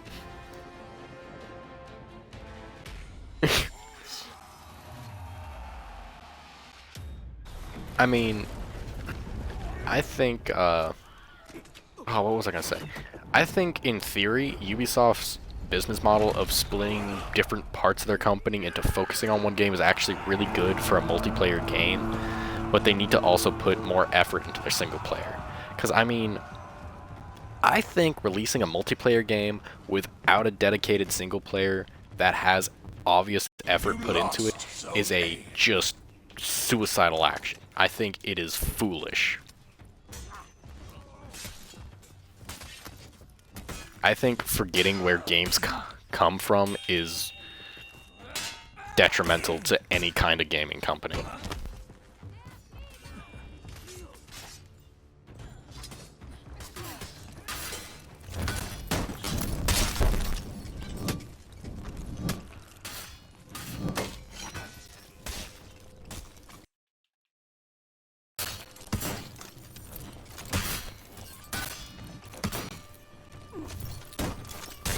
I'm not gonna feed your revenge, Valkyrie. Leave me alone.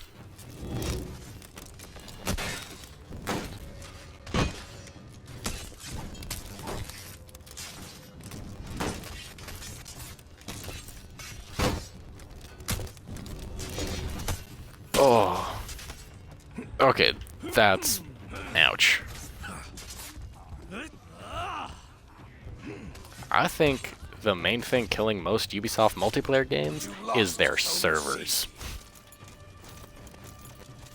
Because the thing that was killing For Honor 3-4 years back was the fact you could not stay in a match to save your life. Or it would freeze for 10 minutes before you could actually play it the second somebody left. If the wrong person left the game, it broke the entire match.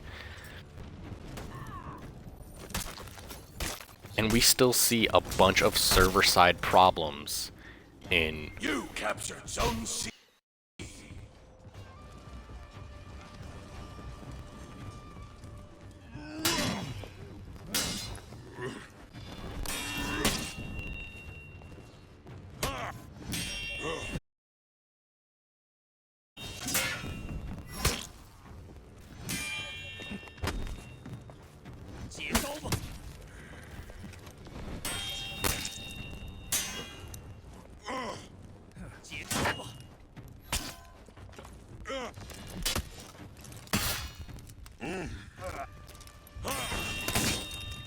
Oh my gosh. It's the worst 1v3 I've ever been in. Mainly because I don't know how to open people up as Highlander, so... when they just sit there and decide to block every move, or parry every move, I'm just SOL. You lost Zone C. But I mean... I just think it's a shame. I think... people thinking that single-player games... like, that was the big drama back in 2020, was that, you know, game industries didn't want to focus on single-player games anymore because they thought they wouldn't do well, because nobody wants a single-player game. They all want a COD. But I don't think that is the case. I think more than ever people are looking for single-player games.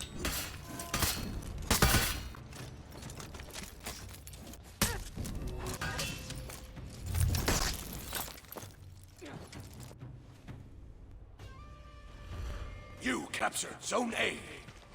Yeah, and nobody's... You captured Zone C. Yeah, and like Ruby can attest to, most indie games do well because they're really solid single player games. You don't have to have a multiplayer to make it good. They don't need it. Because I mean, what? I just revived Ruby and she spawned in the spawn. Yeah.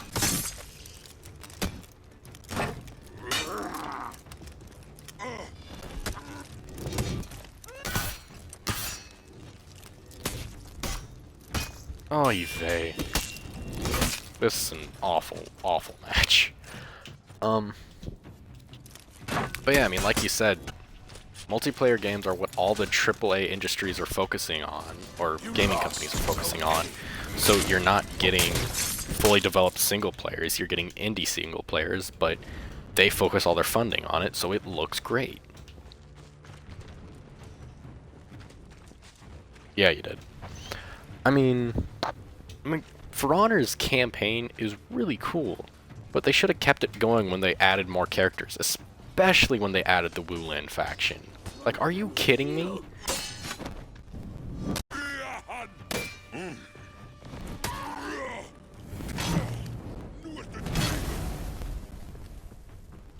You captured Zone A. Yeah, and they've completely abandoned it.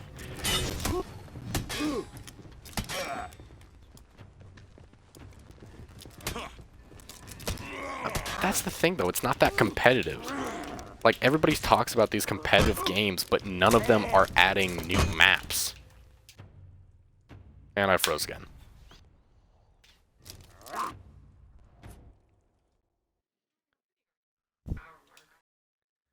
Yeah, but I'm actually really liking this conversation. Like, it's less of technical difficulties of the stream, and it's more like, hey, let's get into a serious conversation about the gaming industry.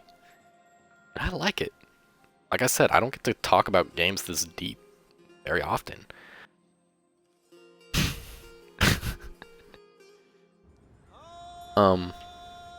But I mean, what do you think, Rubes? Like it's not just us, right? You want single-player games to make a comeback, right?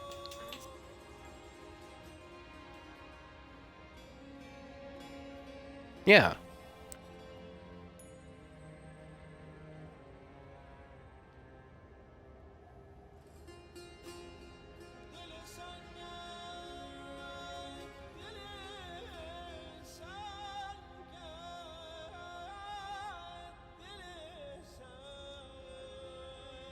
Yeah, I mean...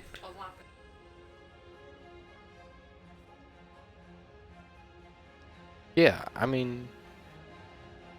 One of my favorite things when I got my Xbox was, it was the Battlefield 1 edition. So I got Battlefield, and I played through the campaign while it was still installing the multiplayer, which I thought was a cool touch. Like, you could play the campaign while the multiplayer is installing. But playing that story, I had my entire family on Christmas watching one scene, and it was incredible because the graphics were stunning, the sound design was incredible, the music, the everything. And that was back in freaking 2016.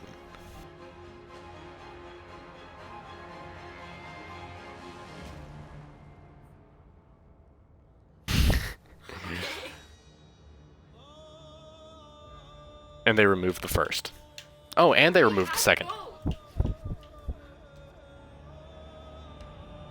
And the second. The second's not on there anymore.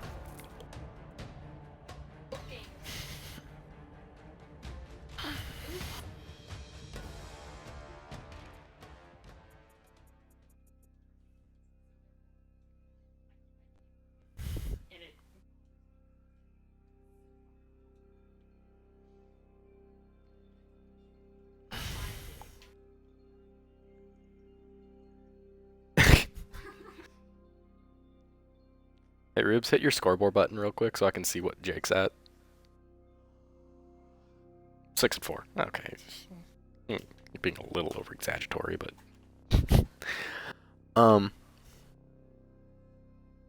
I know.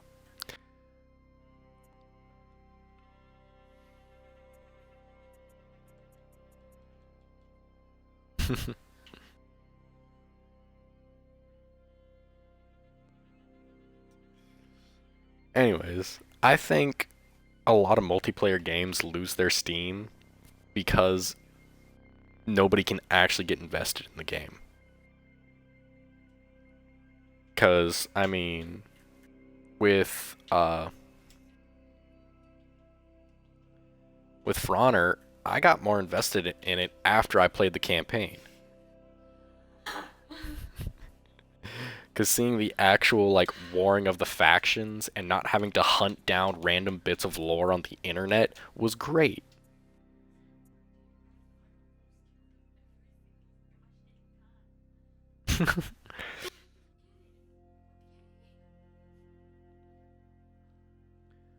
But I think when you can't develop a connection with a game, that's where it loses you. When you just play games like what's going on in For Honor right now, you just get your crap kicked in by some random guy who's hitting light and heavy spam and bump spam and parry and block, and it just makes it not fun. You can't get invested in it, so there's nothing keeping you here. Like, I'm stuck here because I just glutton for punishment. I have too much invested. But I would like For Honor a lot more if I actually knew the story behind For Honor. Like, they come out with these events like, you know, Conquest of Champions or the PvE events, but it doesn't actually build onto the lore unless you read the tiny scroll that you can barely read in time before it passes by when the match loads.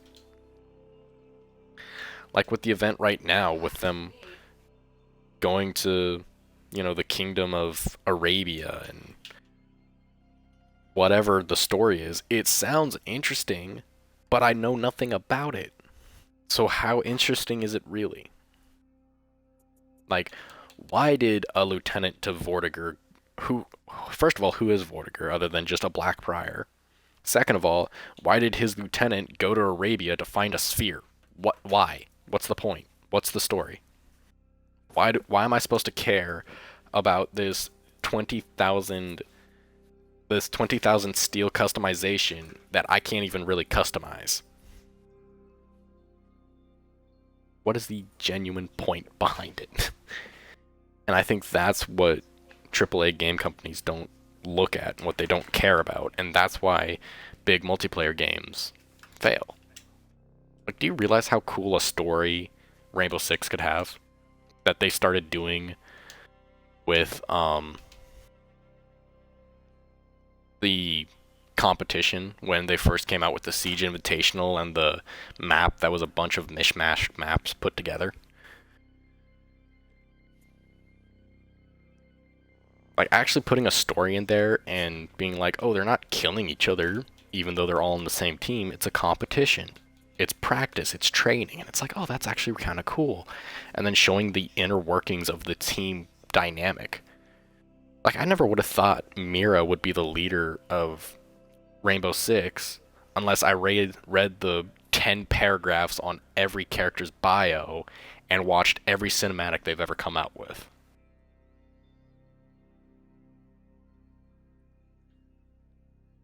Like, to me, Mira's just a character with one of the best SMGs and a really subpar shotgun.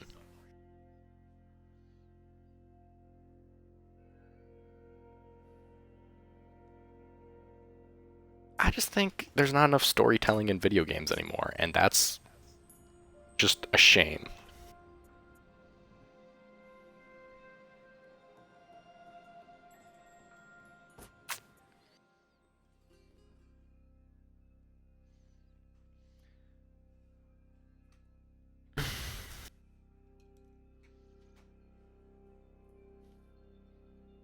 Well, yeah, I mean, of course they're profitable. I mean, who's not gonna...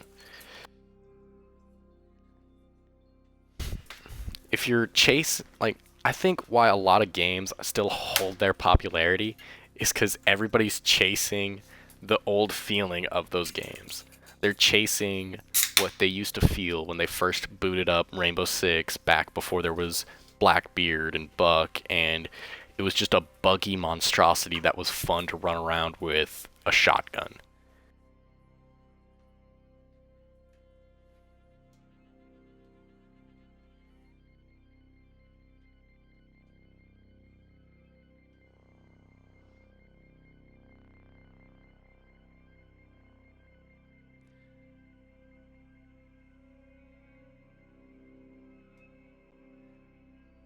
Well, yeah, but I don't think you should have to think that it's just all about nostalgia. That's my thing. I want to see. I know, but I'm not trying to say that either.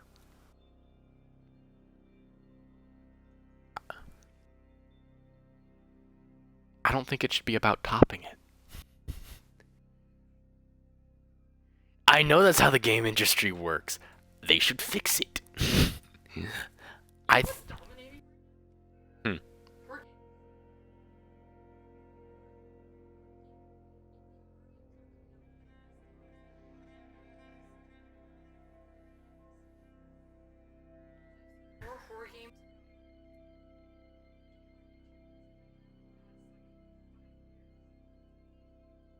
Yeah. I I want to see more effort put forward towards the genuine root of gaming, which is coming home from a long day, booting up your favorite console, no matter what it is, either playing with a couple of friends, or maybe you don't have time to make friends or something's wrong, and you just go have fun. You know, it's not about this ultra competitive gaming scape where if you're not Grandmaster or Diamond or Platinum or whatever the ranking system is, you're still having fun, you're still doing stupid stuff, and you're not just getting your crap kicked in for, 2 hours because somebody wants to be competitive instead of have fun playing games after a bad day. Because, I mean, that's my main problem with Rainbow. There's quick play, and then there's the entire ranked section. There's ranked, there's unranked. It's separated, but everybody goes into quick match and plays like it's ranked. And it's not fun. They act like they're warming up for the biggest game of their life, like they're about to go into a video game tournament and it depends on their entire livelihood. And they're not just playing quick match to screw around with a couple of buddies or screw around alone with a shotgun and a C4.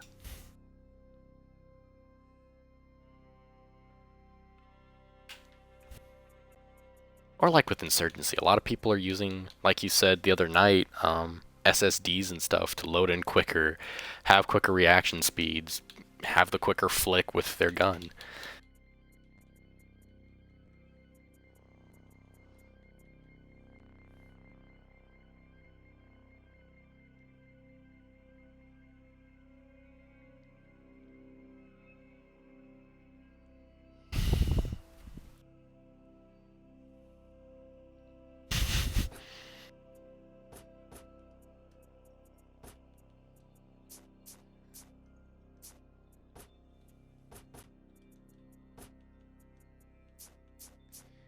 Yeah, but I mean, I just think gaming has lost the mass majority of the gaming community because they're still, like us, we go run around with a Shigoki, or we go run around into Rainbow Six with a bunch of shotguns, or with pistols only, or we do some silly challenge. But the vast majority of the gaming community isn't about that anymore. They want competition, they want to be the best, they don't want to just have fun. And I get it. I mean, winning and being the best is cool and it makes you feel good, and done right, it's really gratifying. But I've seen a lot of YouTubers I used to watch all the time get ruined by trying to be the best and not just having fun. Like, they lose sight of why they originally started playing the game, and I'm scared that gaming companies are feeding into that.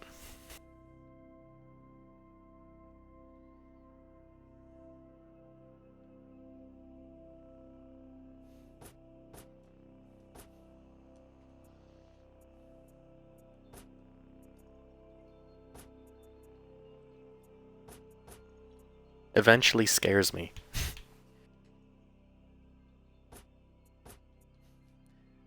It's the eventually... Huh?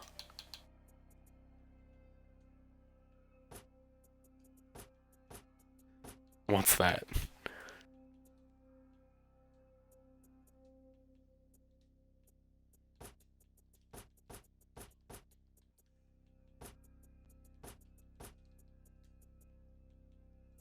Hmm.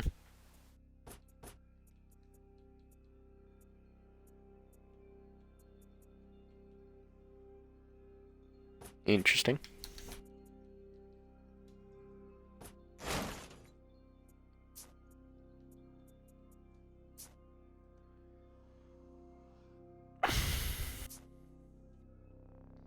I don't know.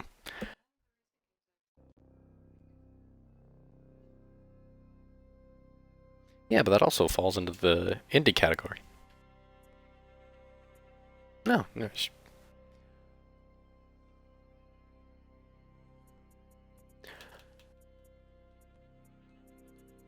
Because we kept on accidentally slipping into it with every full stance character, so we just made it itty bitty, so now it's hard to slip into it.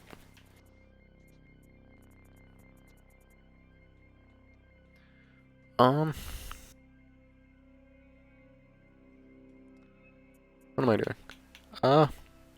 doing? Ruby's in Monster Hunter World right now, and it looks like she's about to starting to hunt Odogaron, which I know from personal experience that is a soul-crushing process. I guess I'll do a showcase of the characters I have repped up at the moment. At least kinda, not really. What you're looking for is going to be high rank.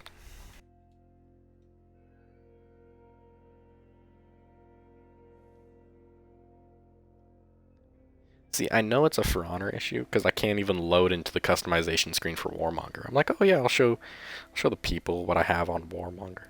Huh?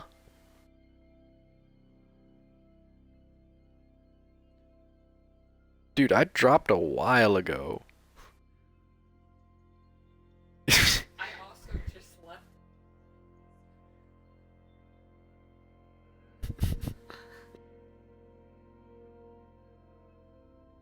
Yeah, that's kind of what I...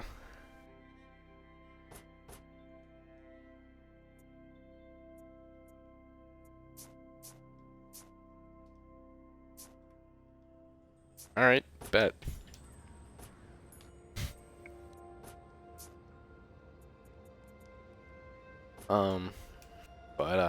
Man, my brain, I'm really fried. Haven't got much sleep, so I apologize for the ums and the buts and the pauses. However, I do think this will be a nice natural spot to end the stream. And yeah, so hopefully, knock on wood, chat, we will have a Monster Hunter Rise stream by Saturday. Sunday, expect a Minecraft stream, and hopefully lots of you guys are there. I'd love to do more chat engagement, especially when we have these random conversations about really interesting topics like the gaming industry. Because, I mean, I'm not trying to make this some, you know, podcast with video games in the background. Don't get me wrong. But I do like talking. But I do like talking about this stuff, and, you know, I think it's important conversations to have to see everybody's points of view. Because I think sharing points of view is important. You know, actually talking to each other.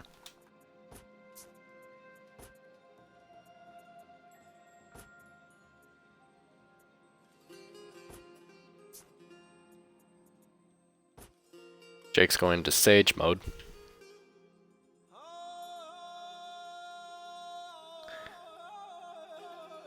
Because I started custom match. I sent you an invite and you accepted it. Yeah. Yes.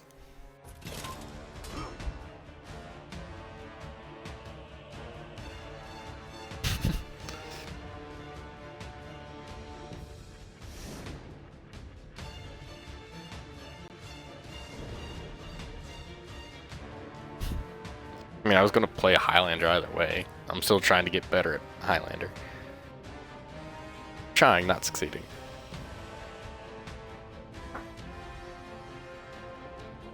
Yeah.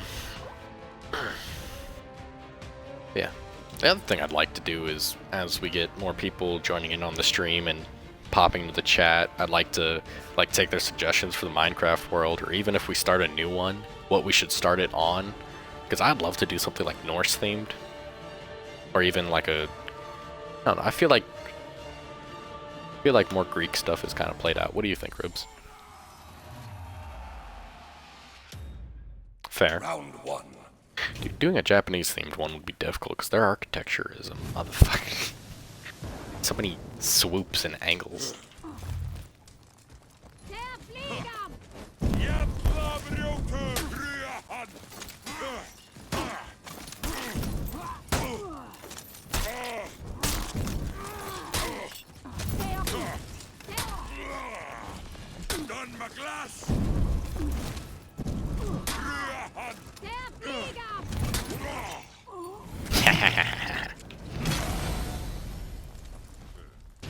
Victory.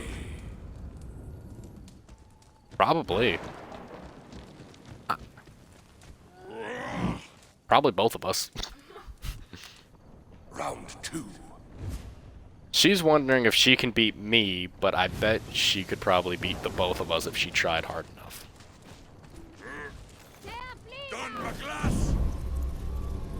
And I froze again.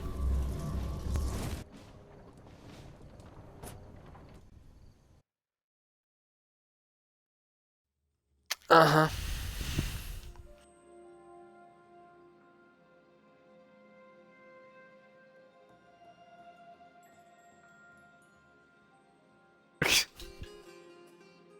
I don't know. Anyways, let's go ahead and call that as our stream. I'll go ahead and do a hopefully not too bad outro. So, anyways, I know this is not what I had in mind for this day. I really wanted to play some Monster Hunter Rise. I was super excited, but it's been a long day. Me and Ruby didn't get a lot of sleep, so we're kind of ebbing and flowing. That's why you're getting all the ums and buts and pauses and, you know, my brain's trying to load, but it's not. So instead, you know, you guys got a little bit of a For Honor stream. I hope you enjoyed it. I hope, you know, this actually drives some questions in your guys' minds about video games, the gaming industry, what you really think of everything, and what you want to see out of, you know, AAA companies like Microsoft and Sony.